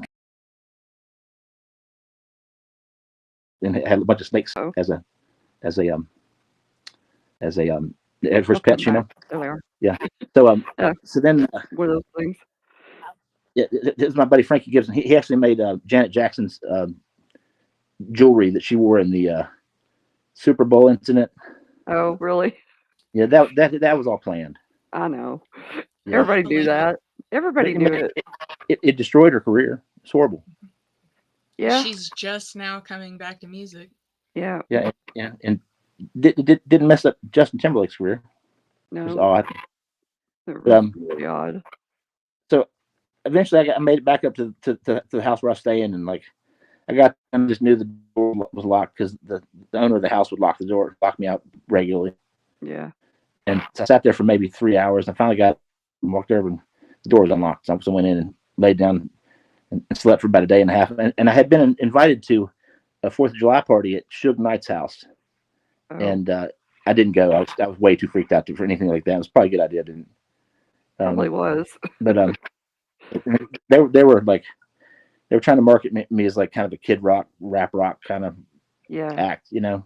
But I had some songs that kind of like mixed some of that stuff. But yeah, it was weird. And but then I ended up with like a $3.5 million contract on the table that summer. Wow. And I was like, nope, I'm out. Really? Did it freak you out to have that? I ghosted and moved to San Diego. Did it freak you out to have that big of a contract and have all that shit? Excuse me, have all that stuff happen to you? It just freaked you out like that, or? Well, I mean, all like the Truman Show kind of like vibe was. Yeah. That was bugging me out. That was one of the big things, and like he's like the guy who was putting the money up seemed to be in on it, and like, and like there was an incident where I mean there were a lot of drugs involved, and like the contract and stuff was hatched over a quarter ounce of cocaine over 3 days between me and him and like another guy, and like it got to a point where I just wanted to lay down and take a nap, and like the guy is standing over me praying, but the look in his eye and the words in his mouth were like not congruent at all. Yeah. I mean, it almost felt like, I mean, the closest thing I could like it was I was homeless, you know. Yeah. And so it was like 40 days in the desert, like Christ's time in the desert, and then being offered the world, you know. Yeah. And not that I think I'm Christ or anything even near that. But, I understand what you're saying, though. Yeah, but it was like they're indoctrinating you into a cult of some sort. Yeah. Kind of felt that way, and like, and I'll just say that I've been recruited by the Christian music industry several times, very aggressively. Yeah. And that's what I was going to ask. Do you think the industry is in it, Hollywood in the industry? What's that? That's what I was going to ask. Do you think that the Hollywood or the music industry or any of those are in these things as well? Oh, hell yeah. I mean, all entertainment is run through, I mean, through the company, you know. Yeah. It's I mean, you look at Mockingbird, that Project Mockingbird in 1962, where they inundated and took over the American press. Well, they did the same thing with Hollywood and country music and rock and roll, and hell they bankrolled rap. Yeah, you know, the same folks that were heavily invested in private prisons were the ones that funded, you know, the whole gangster rap movement. in the 90s. And so it's a way to divide and to push propaganda, and also a way to transport drugs across the country. I mean, Kathy O'Brien's a good example. She talks quite a bit about Nashville, and when I lived in Nashville, I mean, I got taken kind of pushed out of where I was working with Artemis because of some things that were going on, and like it was another like this opportunity that was happening where the chick I was dating decided she's going to buy a condo in Nashville, and it was in Belmead, which is like Beverly Hills of Nashville, in Tennessee, and like in this high rise building with like my neighbor was the head of the ION network, television network, and like Peter Cetera was one of the neighbors, and like a lot of like industry folks lived there. And turns out that one of the guys I would interact with pretty regularly was the handler and the programmer of the boyfriend of this other of the host of this other podcast that I was on, the Imagination podcast with Emma and her boyfriend Gray. They moved to Nashville and Bellevue when he was a kid, and his handler lived in the building, and I would interact with the guy regularly, and I always thought there was something weird about him, and like he always knew way too much about what I was doing, and I felt like he was communicating with like my girlfriend, who actually was my handler that I almost married. I was with for 5 years. That's crazy. It's the weirdest. You can't trust anybody. No, I mean, like in 2020, I had another woman interject herself into my life that wound up, but she cloned my phone, and it was acting weird, and so I ended up like kind of like just triangulating and asking lots of questions over and over and over again, and kind of like to the point where she finally broke down and broke cover and told me that she was a handler for the CIA that had been assigned to me. Dang. And she then showed me internal documents of her communicating with a senior security officer at the CIA, talking about me. And wow. She said that she had received a dossier in 2009, 11 years earlier, when she had moved back from Arizona to Virginia. Her mom was CIA. What made her decide to tell you?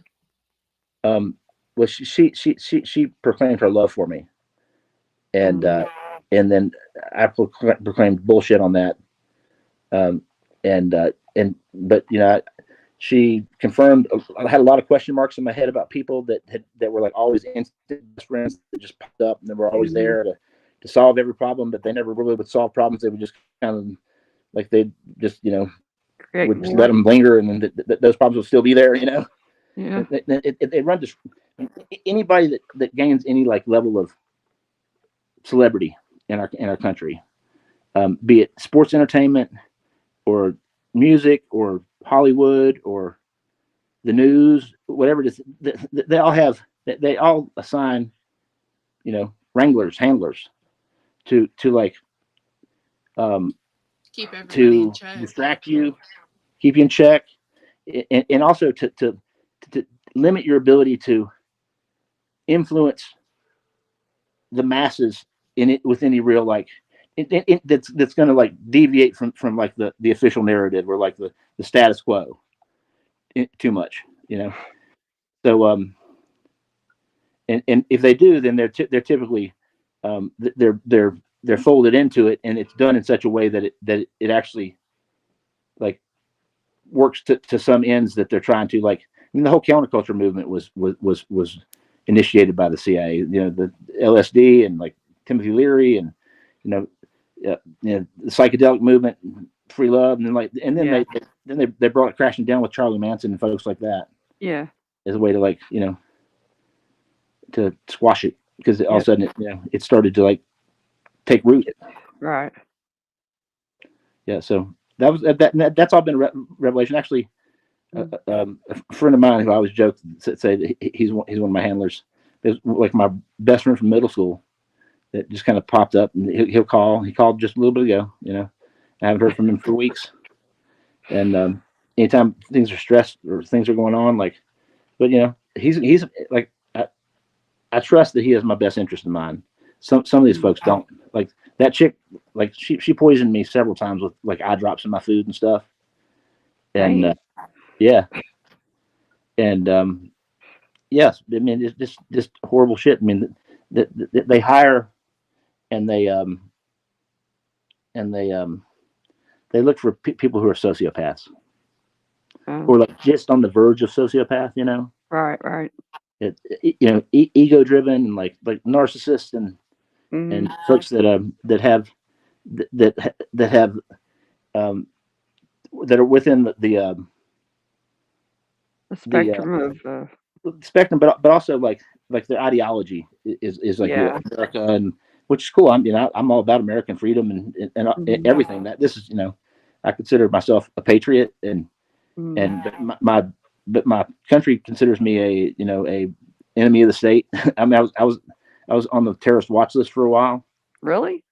Yeah, I mean, when I started talking about CTE, when I had ran the nonprofit organization for mental health for like 7 or 8 years, and then and working with community service boards, doing all kinds of stuff, going into high schools and colleges and stuff like. But right from the very beginning, there was disruption. There were things happening where they were trying to figure out what I was doing, what my intentions were. Like I had a secretary from Virginia Tech, from the Office of Peace and Conflict Resolution that they put in right where the shootings in the classrooms where the shootings happened. Like that she showed me and the president of our board of directors, Roger Odell, his son Derek was one of the victims who was shot at Tech. Around there, and so we were trying to coordinate with Tech to do some stuff, and Roger recognized what I was doing with the nonprofit as I was the only person that was actually addressing the problem and what had happened there. And like the goal of the nonprofit was to raise awareness for mental health, destigmatize mental illness as a way to prevent school shootings. But then when I would change my message and start talking about CTE, which is neurological health in athletes, which I have been clinically diagnosed with CTE. That all of a sudden I was a danger to my community. Wow. For like, I mean, I started getting these abusive like wellness checks. Like they, like it was like 8 wellness checks. Then they broke a bunch of laws and basically committed criminal conspiracy to have me hospitalized. Like they coerced my sister, who was a principal in the school system, to go to a magistrate whose his supervisor was one of my high school football coaches. Mm-hmm. So it was, and like I found out later that the staff at the hospital had all been briefed the day before that I was going to be coming there, which it hadn't been determined that I needed to go to a hospital yet. That's not right at all. No, I mean it's violation of my civil rights. It's color of law offenses. It's sounds like a big old HIPAA violation too. It does. It does. It's hate crimes. Yeah. It's basically they kidnapped me. Yeah. And then while I was there, they did it over Martin Luther King holiday, so I'd be there the maximum amount of time instead of 3 days. Right. It ended up being 6 days. And then like 2 months after that, I got served like emergency custody papers from my kid's mom in Kansas. And I didn't know that it was a school resource officer that had gone to my sister that had kind of initiated things. Because my sister my family wouldn't tell me how it all came about. Yeah. And until that happened, and then everything clicked, and I was like, oh, this was classic abuse of psychiatry, silence political dissident, and 101. And I posted about that, and I was in New Jersey at the time, and my girlfriend's former girlfriend for her birthday, and was actually planning on putting some money down on a piece of property up there. So I posted about the criminal conspiracy I'd been involved in, had been subjected to, color of law crimes, civil rights violations, hate crimes, and posted on Facebook. And within 15 minutes, I got a phone call from a dispatcher. They're telling me to take it down. I'm like, have I committed any crime by doing this? It said, no, but you can't print stuff like that. I'm like, I can't inform the public and the people of our community that the officials in our community are abusing their power in this way. I was like, we're in the U.S. Speech, honey. Were you in the U.S.? Oh yeah. I was in New Jersey, and this had happened in Radford, Virginia, where I'm from. Yeah. And then, well, the deputy chief of police was the wife of the magistrate, the supervising magistrate who was in charge of all the magistrates for like 19 counties in Southwest Virginia, who was one of my high school coaches. Mm-hmm. And like the principal of the high school had been one of my JV coach, and like the high school football coach at the time was one of my teammates from the time. Like it was all like, so everybody knew everybody. Yeah, and it stank, you know. Yeah. So then the next morning, after I tell her to go screw herself, and the next morning I get a phone call, and the cops are inside my house. Oh. This was like 5 minutes after my cousin leaves the house, telling me that he just fed my dogs and secured the house. The cops said they got to the house and the door was standing open, so they have to go in and check because they came for a wellness check. But they had a canine unit with them for some reason. Yeah. Not for a wellness check, you know. Yeah. And then so they're searching my 5-room house to make sure I'm not in there dead while they have me on the phone. Okay. Pinging my phone. They went through every box, they opened my safe without a warrant. That's against the law as well. So they didn't have a warrant to enter the house, and it wasn't exigent circumstances. It was bullshit. And then open the safe, and then they ping my phone. That's 3 different warrants they would have needed. Yeah. And then they get in touch with, after they figure out where I am, they contact the authorities in Bergen County, New Jersey, which is where Newark is. Yeah. And request a SWAT team be dispatched to apprehend me, telling them that I'm armed, homicidal, headed for a school. What? And so I'd already been on the phone with the cops breaking into my house, and then we leave and go to like have brunch in the next county over at like a New Jersey diner. And then you're being told you're on the run and homicidal.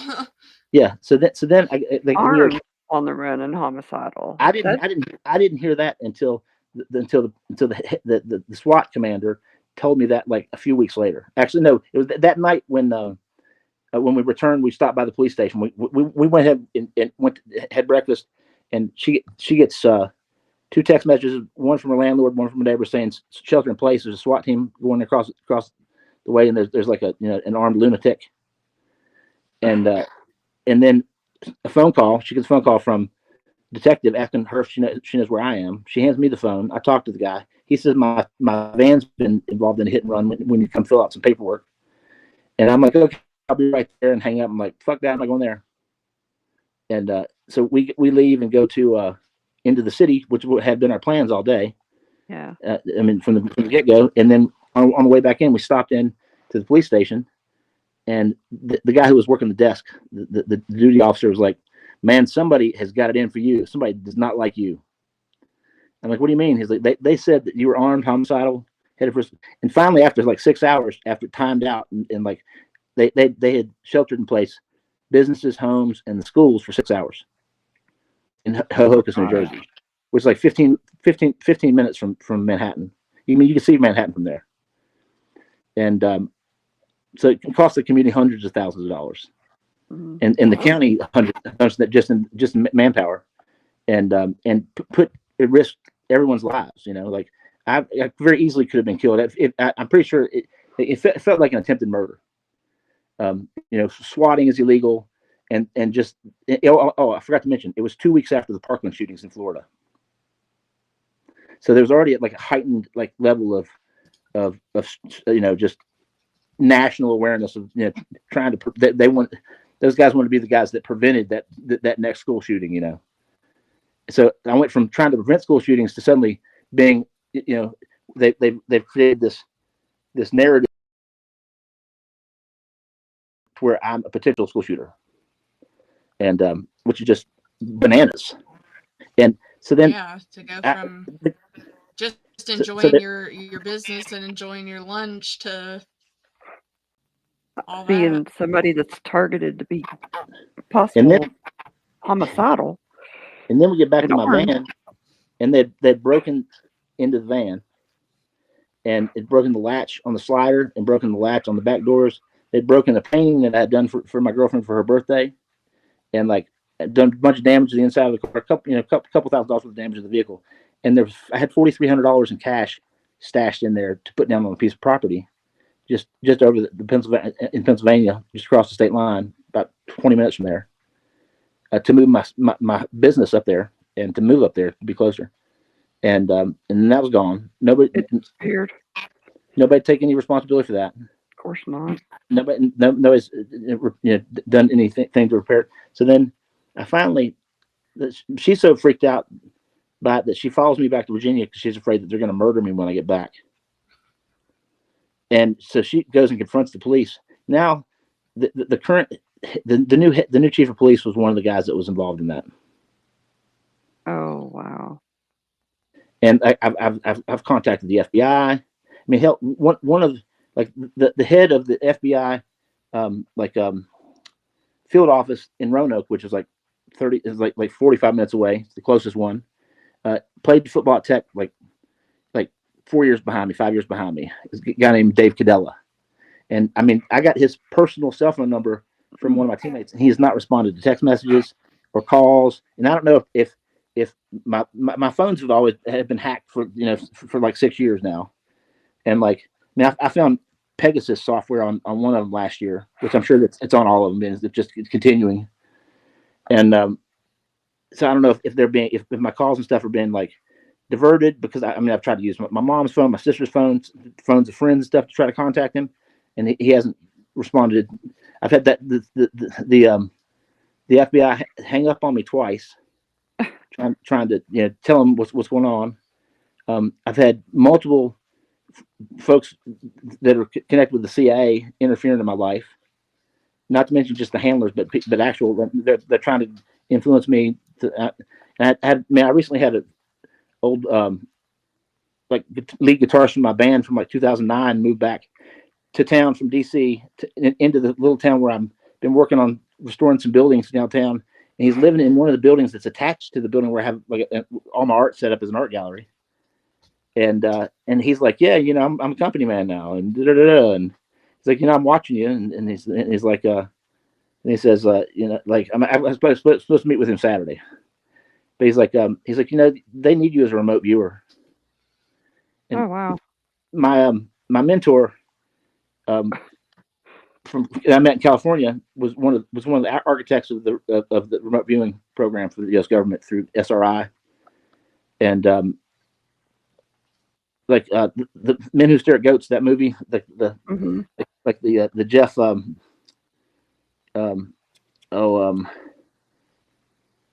guy played the dude. Yeah. Bridges. Yeah. Bridges. Yeah, Jeff Bridges. His character is loosely based on Daryl, who I initially met in 1980 when he was in my hometown with Mind Reach, trying to locate the body of this young girl that had been murdered by a guy who also played football tech and who was in the waiting room with my dad the night I was born, talking about quantum entanglement. And that's how I end up getting brought into the Stargate program as a kid, which is a whole nother, chapter of stuff that happened that I've just things been validating, learning more and more about, and then that rolled into a super soldier program when I was at Virginia Tech, which is what brings me back to the MyLab stuff when I was being abducted. I'm pretty sure that was. Tommy, I'm gonna interrupt you for one moment. Yeah, man. WDJY and WRFN, you can tune us in next show for more information, and we'll be right back.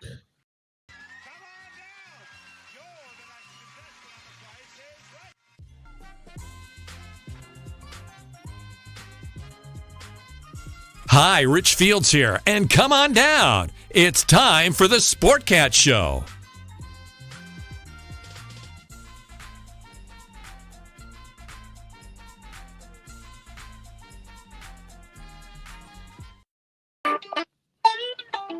Okay, we're much more relaxed now. We are off the radio. Every 58 minutes, I have to take a break so that I can, when I edit this, get it out where they get their commercials and stuff in. So I wasn't trying to interrupt you. So no, you're good, man. You're good. You're good. I understand. I can see we're right at the 2 hour mark. Yep. The hard break. So that's so impressive. And yeah, you've been through a lot. I don't know how. Yeah. I don't even know what the right word is. How you've maintained it. I mean, I've had a little bit of. I've had a little bit of entanglement with some of the things you speak of, but wow. Yeah, it's weird shit, man. It's and I officially became a targeted individual in like 2018 after that happened, and like I started getting like overtly getting followed and stuff after I moved to Nashville to move away because I was afraid I was going to get murdered, and and then I started getting followed back and forth from Nashville to Virginia when I go back and forth, and I had FBI agent flash his credentials at me at work one night, just while he was drinking. It was weird. That was weird. And then like I'd go to the coffee house I'd go to. Suddenly there was this one guy that was always packed upstairs, and suddenly it was just this one guy up there, and like I'm sitting there like trying to write and stuff, work on my computer, and he's talking about what I've been doing for the last week. Oh my gosh.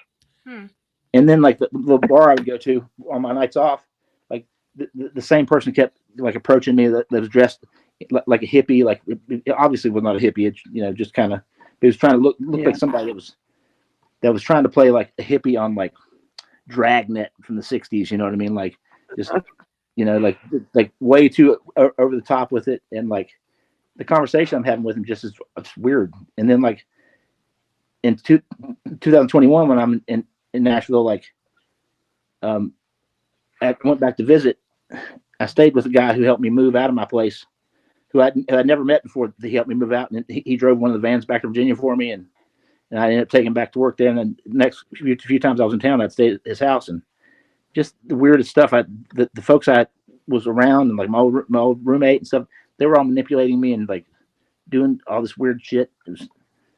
And then I caught them all. They're a bunch of narcissists, so they tell on themselves. Yes. Do you think this is generational? I think maybe somewhat.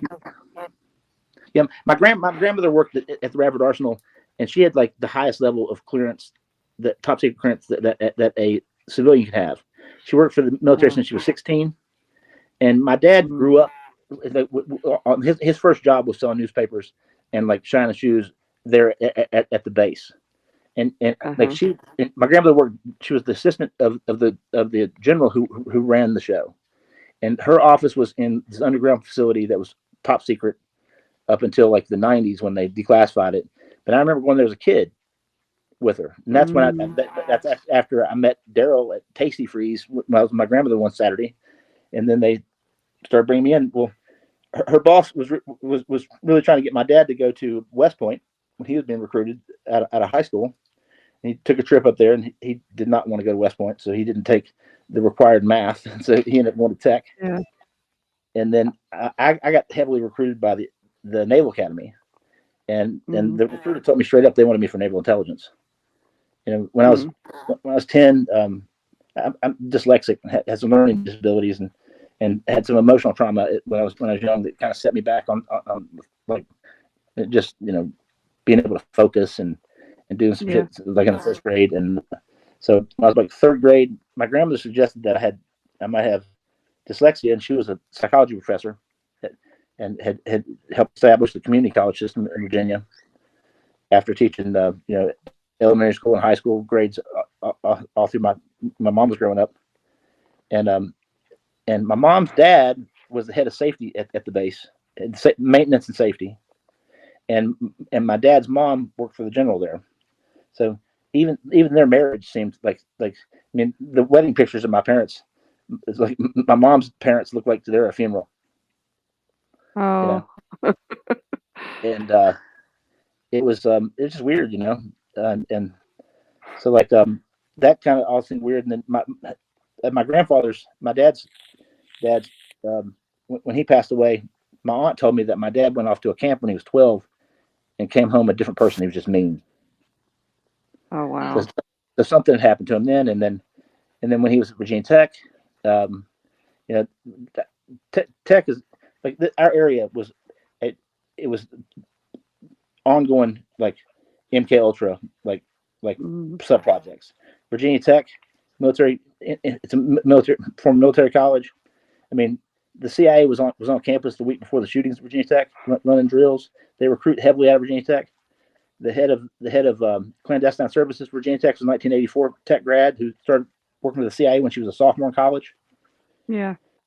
And then there was a private psychiatric institute, hospital in my hometown called St. Albans. It's one of the most haunted places in the United States. And the murderer that had played football at Tech too, a guy named Steve Epperly. There's a book recently written called Under the Bridge, Under the Trestle, about the Gina Renee Hall story. And I helped assist her sister locate her sister's body. I mean, he was the first person convicted of murder without a body in the state of Virginia. And then so you do remote viewing. Yeah, and I found some like human remains on our property when I was like 23 on my 23rd birthday. And when I had detectives come out and take it was a humerus that had been sawed off with a radial saw about 3 inches above the elbow. They took that and said there's sent it to the crime lab, and it never made it there. I called them to find out what the results were, and they said it was a cow bone, which I'd studied comparative anatomy, and I knew that was wrong. I was fascinated by skeletons and bones and stuff as a kid, and like a lot of like macabre artwork. I'm an artist, visual artist too.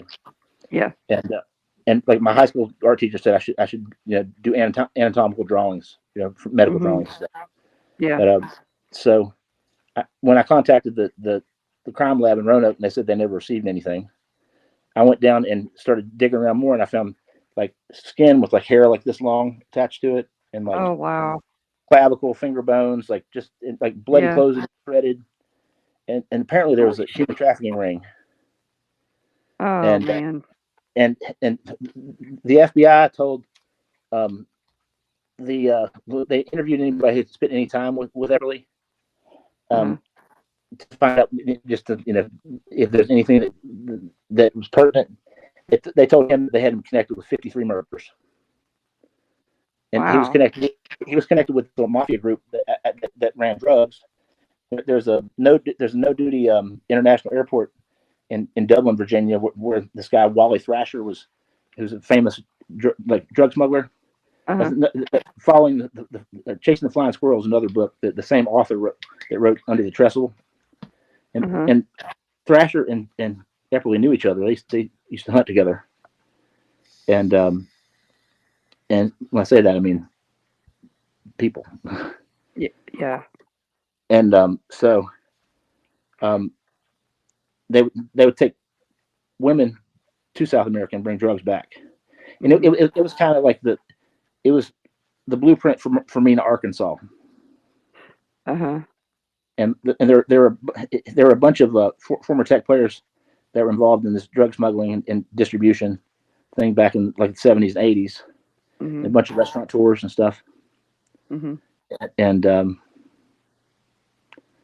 weird stuff. So when I came back right before the pandemic, a friend of mine who was friends with her sister, Delana, asked me if I would want to meet her, and I said, "Yeah, I'd really like to. I want to show them where we found these remains, because I immediately thought I think it might be Gina Hall. Yeah. I mean, my whole life since I was a kid, it was like one of those things that me and a bunch of kids that grew up during that period of time. It was anytime we were in the woods somewhere, we're going to stumble upon a body. Right. And then when I did find human remains, that was like, and the other stuff that I found, I had hidden in the attic of this old, like, pre-Civil War house where we ran a business out of, that was on the same property, and that was just at the mouth of a sinkhole where that stuff was, and it was under an old mattress that had rotted out. It was just the metal frame, and then there was a bunch of brush on top of it, and the brush was like somebody had been layering and adding to it over the years. And when I went down one day, and there was a bunch of new brush on top of it, and I had been asking around and talking to different people, trying to find out information about what happened. And there was another murder that the body that was found the next day up at the next exit from the lake. Yeah, and the lake house where the murder happened belonged to the mom and stepdad of another family friend that played football at Tech. That was like one of my uncles growing up, who had gone out with the murderer that night to a nightclub in Blacksburg. And I had stayed there as a kid, and heard these men who were like my uncle's best friends, actually, tell the story of what had happened, and from their perspective and stuff. And so it's just, all this stuff was like, just part of my life growing up. And And then I had the opportunity to meet Delana, and then there's a guy named Dr. Arpad Voss, who's a forensics expert. If you're familiar with him, he's out of Tennessee. He was one of the guys that he testified in Casey Anthony's trial. Yes, exactly. And he's the one that found the Hell's Angels that were buried in a bus on the Manson Ranch. He created a piece of technology that was a sniffer that would follow the chemicals that the chemical progression of decomp for clandestine graves. Yeah. And then he also created this other thing. It's kind of like a dowsing rod, like electronic thing that works with resonant frequency of familial DNA. Okay. And we took that up to the property that we used to own. My parents, we sold it in 2004 to the people who bought the racetrack that had recently donated that track to the New River Valley Speedway the Sheila Motor Mile Speedway to Pulaski County. And I think they did the same with Calfee Park, which was the oldest ongoing like professional baseball stadium in the U.S. But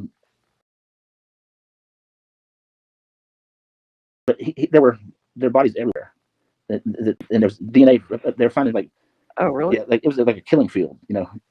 And they wound up finding finger bones of two other girls that had gone missing from Roanoke in 1977 under the floorboards in the Epperly house. And now check this out: the chick that revealed herself as a handler, she was a local real estate agent, and she handled the sale of the house, and then managed the property for the person who bought it, and the CIA bought it under a shell company. Oh, you're kidding! And then they allowed Voss to go in, and they found those additional remains that connected to the other that had gone missing in the 70s and 77. And then Delana became friends, and she ended up sharing. This next book that she's writing, she was called to ask if the stuff was correct that she'd written about me and the thing. And 2 nights before I was born, Epperly had written this letter and put it in a bottle and threw it out into the New River. And somebody found it, and he's like, people don't recognize my athletic prowess and what a and he was like soul searching. And then 2 nights later, he's in the hospital with my dad when I was born, saying that he wanted to be the uncle that my uncle had passed away, so he wanted to be there like the uncle. Yeah. And I've never met him, but just the quantum entanglement's crazy. But they ended up finding Gina's remains. Wow. In like 5 different locations. Wow. Isn't that's just something else. Yeah, it's a lot of entanglement from, I mean, every all over direction. And the is we're all a part of it in the bigger picture. Yeah, that's the scariest part. So then, when I met Dr. Voss, like he and I were like we're sitting outside a restaurant, we're going to have some dinner after we'd been out searching for stuff. He did find human remains on the property, but it wasn't like the people who owned the property had raised the elevation of where that sinkhole was by at least 75 feet. Oh wow! The spill. They brought in like tons of like road fill, like concrete, and filled up that hole, and then kept bringing it up, and it couldn't pick up through all that material. Yeah. But up at the top of the hill where the house used to be. Oh, and now check this out. When I came to help my dad move the business out of there after he sold it, first thing I did was go to retrieve those remains, and they were gone, and they were hidden up in the attic over the kitchen behind a bunch of broken glass and shit that and like vacuum tubes and broken bottles and stuff that I had only told one person they were there. It was a local attorney. Oh, who's a family friend, you know, like his brother's my attorney, you know, like. So it was just weird. But they bought not Howard, is it? Howard? Yeah. No. T. Brooke Howard? Okay. No. Yeah. Another friend of mine's dad was the attorney for the biker gang that was involved in this thing, and the wife of the drug smuggler. Have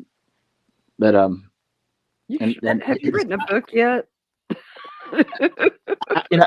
I've been trying to, but like I've had 5 computers just not work, hack, just stop. Yeah. I've had all my thumb drives and stuff disappeared, and then get put different places. My house gets broken into. My mom's house gets broken into. Like I carry shit with me everywhere I go to try to. Yeah. But like I'm on my 6th computer right now in the last 3 years. And it's a tower. I've gone through 11 phones. Damn. It's crazy. It's attrition. I mean that's the whole like. I mean the whole Stasi like. Yeah, your whole everything. You'd have to put everything on a hard drive or something that wasn't on the computer. And I do. You could stash somewhere. And I do. Yeah. And those things have shown up missing. Like I have stuff disappear off my cloud. Yeah. Because they could just wipe your whole.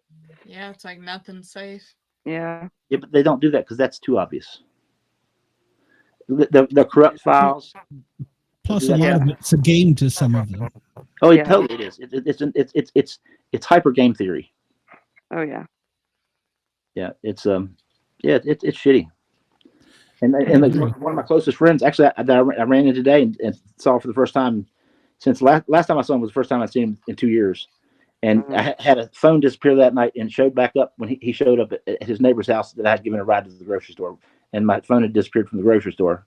And his plug it suddenly showed up at the grocery store. And then all of a sudden, and that phone's hacked. That's a different one. That's this one. All of a sudden, it started doing weird shit. And then I go in and I found a bunch of things that the timestamps are, December 31st, 1969 for most of the apps. It's got a bunch of like. His did that one time. Weird apps. That's a unique date. That is a unique date. That's the starting date for Linux. Yes, it is. I'm very familiar. I've had phones just turn into that date. I'm clear. Oh yeah. Interesting. You're among friends. Well, Tommy, I don't want to keep you all night. But I do want to ask you a question. Yeah. Since we're not live on the FM radio, we can't get in too much trouble. Yeah. Do you have a song you could perform for us? Yeah, I can do that. Oh, there it is. 69. A bunch of weird apps like, Yeah, I got one of those too. I mean, like hundreds of weird apps I've never heard of. That when I search them, and the thing is, my search results are filtered. Oh. So I can't find out stuff. I mean, like they're blocked. My phone came up yesterday and said I had 738 duplicate files. We need to erase them. I'm like, no, we're not going to erase them. What they are, first off. Second off, how the hell did I get 738 of them? Right. Then you got to go through one by one and make sure that they are actually duplicates and that they're not trying to just get you to erase a whole bunch of stuff. Yeah. Okay. Yep. Let's see. Trying to think of a. Okay, I got one. Just trying to find something appropriate. I mean, to the situation. I've written hundreds of songs. Every day is a new day, and the years keep marching on. Sing another song. Sing another song. Love me do or love me don't. The show it must go on. The show it must go on. Another town to sing a song, and the moments slip away. Years go rolling by as the miles just tick away, and the caravan rolls along. Some get lost along the way, and the rest we just move on. Well, life is good and life is bad. You hear it in my song, and you can sing along. You can sing along, sing of joy. tragedy and sing of right and wrong. Sing of right and wrong. Just put your heart in every song, 'cause the moments slip away. Years go rolling by as the miles just tick away, and the caravan rolls along. Some get lost along the way, the rest we just grow strong.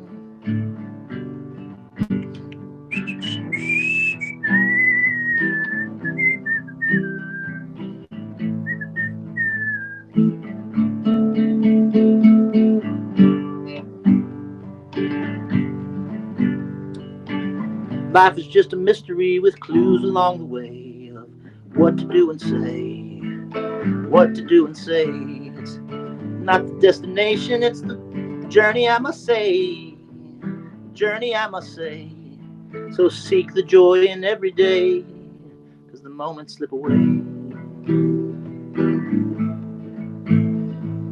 Years go rolling by as these miles just tick away, and the caravan rolls along. Some get lost along the way, and the rest we just move on. Well, every day's a new day, and the years keep marching on. Well, I'll sing another song, sing another song. Love me do or love me don't, the show it must go on, the show it must go on. Another town to sing a song, 'cause the moments slip away. Moments slip away.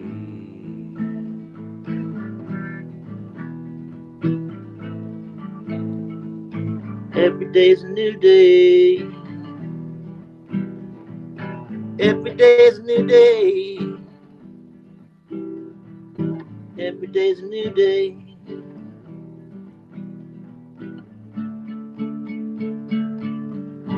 And you can sing along. Nice. Thank you.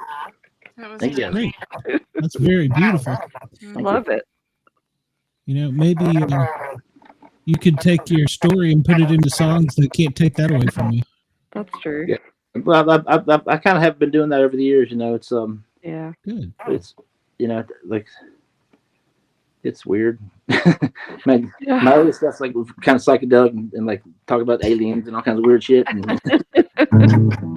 that's when all that was going on. Like, yeah. You can put anything in a song, I think. I like That's that true. one though. That's great. Yeah, it was Thank you. beautiful. It'll be on Spotify, so if you get picked up, I'll be your agent. So, Works for me, man. I will not be your handler though. I've already got one of those, I think. I got about a dozen of them right now. Oh god. We'll kind of do little backup dances for you. Yeah. That works. Yeah. Cowbells. That's the only instrument I can play. More cowbell. You know More what this cowbell. song needs? More More cowbell. Yep. Every song needs more cowbell. See, where I whistled, I would normally play the kazoo, but I didn't have the kazoo with me. So Whistle's good. I thought the whistle was great. You did great. You did very good. Well, Tommy, I appreciate you for coming on. We're coming up to 2.5 hours, so we're really running over. But I want to thank you for coming on. Yeah. And I hope that you can come back and come be on our show. Yeah. And obviously, I want you to be a regular viewer, like, follow, share, subscribe, all of that. But definitely, you have a unique story, and you can sing. You can sing ladies some more songs. You can serenade them, but your story needs to be told. I made the hat. Yes. I love it. You made that? Yeah. Awesome. That's Very crazy. Cool. Very cool. It's pretty badass. It is. Hey, this bar right here, this wooden nickel right here. Yeah. The one with the crows on it. Let's see, right there. Oh yeah. That's 3 crows. That's the bar that the guy from Central Casting showed up in his hippie outfit like 2 weeks ago. He needs to. Go ahead. And then like when I was there again, that was in 2019. Then when I was there again in 2021. He was a guy that was putting together a band. And we were supposed to go to a party and they wanted me to play guitar for him. And the guy I was staying with is a drummer. He and I have the same last name, Jesse Edwards. Hey Jesse, what's up? How you doing? That's a big shout out to all my handlers and the people that screw with my head the whole time I was out there running around and playing musical brain cells. Yeah. Well, one thing's for sure, you always have a voice here on the Paranormal Guys, Yeah. and we will always try and get everybody's story out. That's my thing. I've got a mic and a mouth, so I'm ready to put anybody's story out there. Heck yeah. Hey, he needs one of our poker chips to put in his cap. Yeah. We can do that. Yeah, I got the poker chips here. We'll have to send you one of our little. Yeah, I can send you one of our poker chips and put it. We have poker chips for the show. Nice, that's cool. Yeah, I'll do that. Yeah, I'll get you one to put on there. The creature from the Black Lagoon thanks you. Oh, love it. He's most welcome. All right, Tommy, you have a wonderful evening. Thank you. I will message you here soon. Thank you, guys. All right, see you soon. See you Tommy. later. Peace. Bye. Patrick Wave. Have a good night. Patrick Wave. I was a special guest on the at the Miss America contest years ago. Nice. Oh, God. Bye. Yeah, Bye. Bye. I almost fell for that one. Oh, that was great. You know,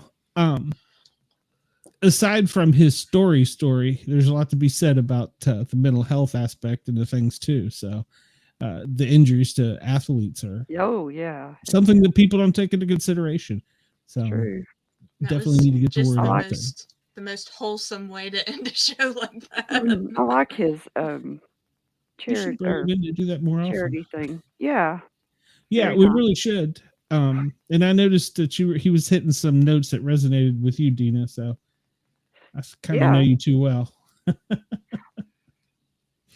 I kind of knew I could read you. So your face when some of it was popping up. I understand a lot of the stuff that he said and talked about. Yeah. Some of the reading I've done on a lot of things that go on or have went on in the past. Yeah. All right. Well, ladies and gentlemen, we are going to sign out of here. We have next week on the Paranormal Guys, we have Ashley Hilt. She's going to talk about Mothman. You might recognize from We Talk Weird on Wednesdays. Or is it We Talk Wednesday Weird? I don't remember. It's something like that. And then we're going to have Tom Franklin. Franklin. I've had a stroke.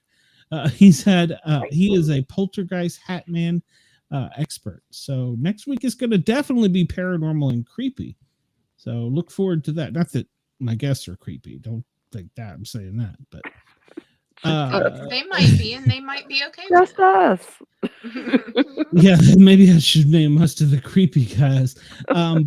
Friday night on this same channel. Please follow, share, and subscribe. We have Wayne Miller. He's an ATF agent going to come on the Grin and Guardian show. He's got a great story to talk about, and he actually has some paranormal stuff too to talk about. So you can tune into the Grin and Guardian. I'll try and pull that out of him. It's kind of an emotional thing for him. I don't know if he'll do it or not. So, and then Monday we're back to the Lipman on UFL, and I understand our guest is probably not with us. So, I don't know. We'll find out about that. So, but I also want to send a special shout out to well, maybe sooner to Bobby. He sent a message that he is safe and sound. He's been in the tornado. What do they call it? Shelter for most of our show. So I'm sure Cyn was as well. So wish them well. I'm glad to hear Bobby's okay. I hope we find that she's okay. I was watching the storm while you were out of the corner of my eye, Dina. Uh-huh. If that tornado was what they were talking about, it was on the ground an awfully long time. So there's probably a lot of people that are going to need some help. So thoughts out to them tonight. So anything you got to say or where you're going to be? I will be with Bracket Bastards on Sunday talking about boobs. Nice. Boob, yeah. All right, yeah. Bracket Bastards, great show. Tune them in, check them out sometime. Dina, what about you? Be about bad. Well, alrighty then. Well, thank you to everybody. Please. Yeah, it's Wednesday. Be back. Will I be there? I guess I'll be there Saturday night on Misfits. Yeah, we've yet to figure out what we're doing on the Misfits, so we need to figure that out. So. If I'm not going to be there, I'll let you know, but I think I will. Okay. Well, I hope so. Lord, it's been an interesting show. It has. Sorry. I guess jumping into the tornado shelters, talking about Men in Black, phones being changed. Yeah. Actually, that'll probably be the highlight of the whole show. Probably will. It's a good song. It was a great song. Once again, thank you to Yergs Radio, yergsradio.com. We appreciate you for having us on. And make sure to tune us in and check us out there for our replays. And we're on WDJY, WFRN, somewhere in New Mexico, Denver, and I don't know, some other places. I don't even know. I'll ask my agent, but she just yells at me. So, all right, ladies and gentlemen, have a nice night. Good night.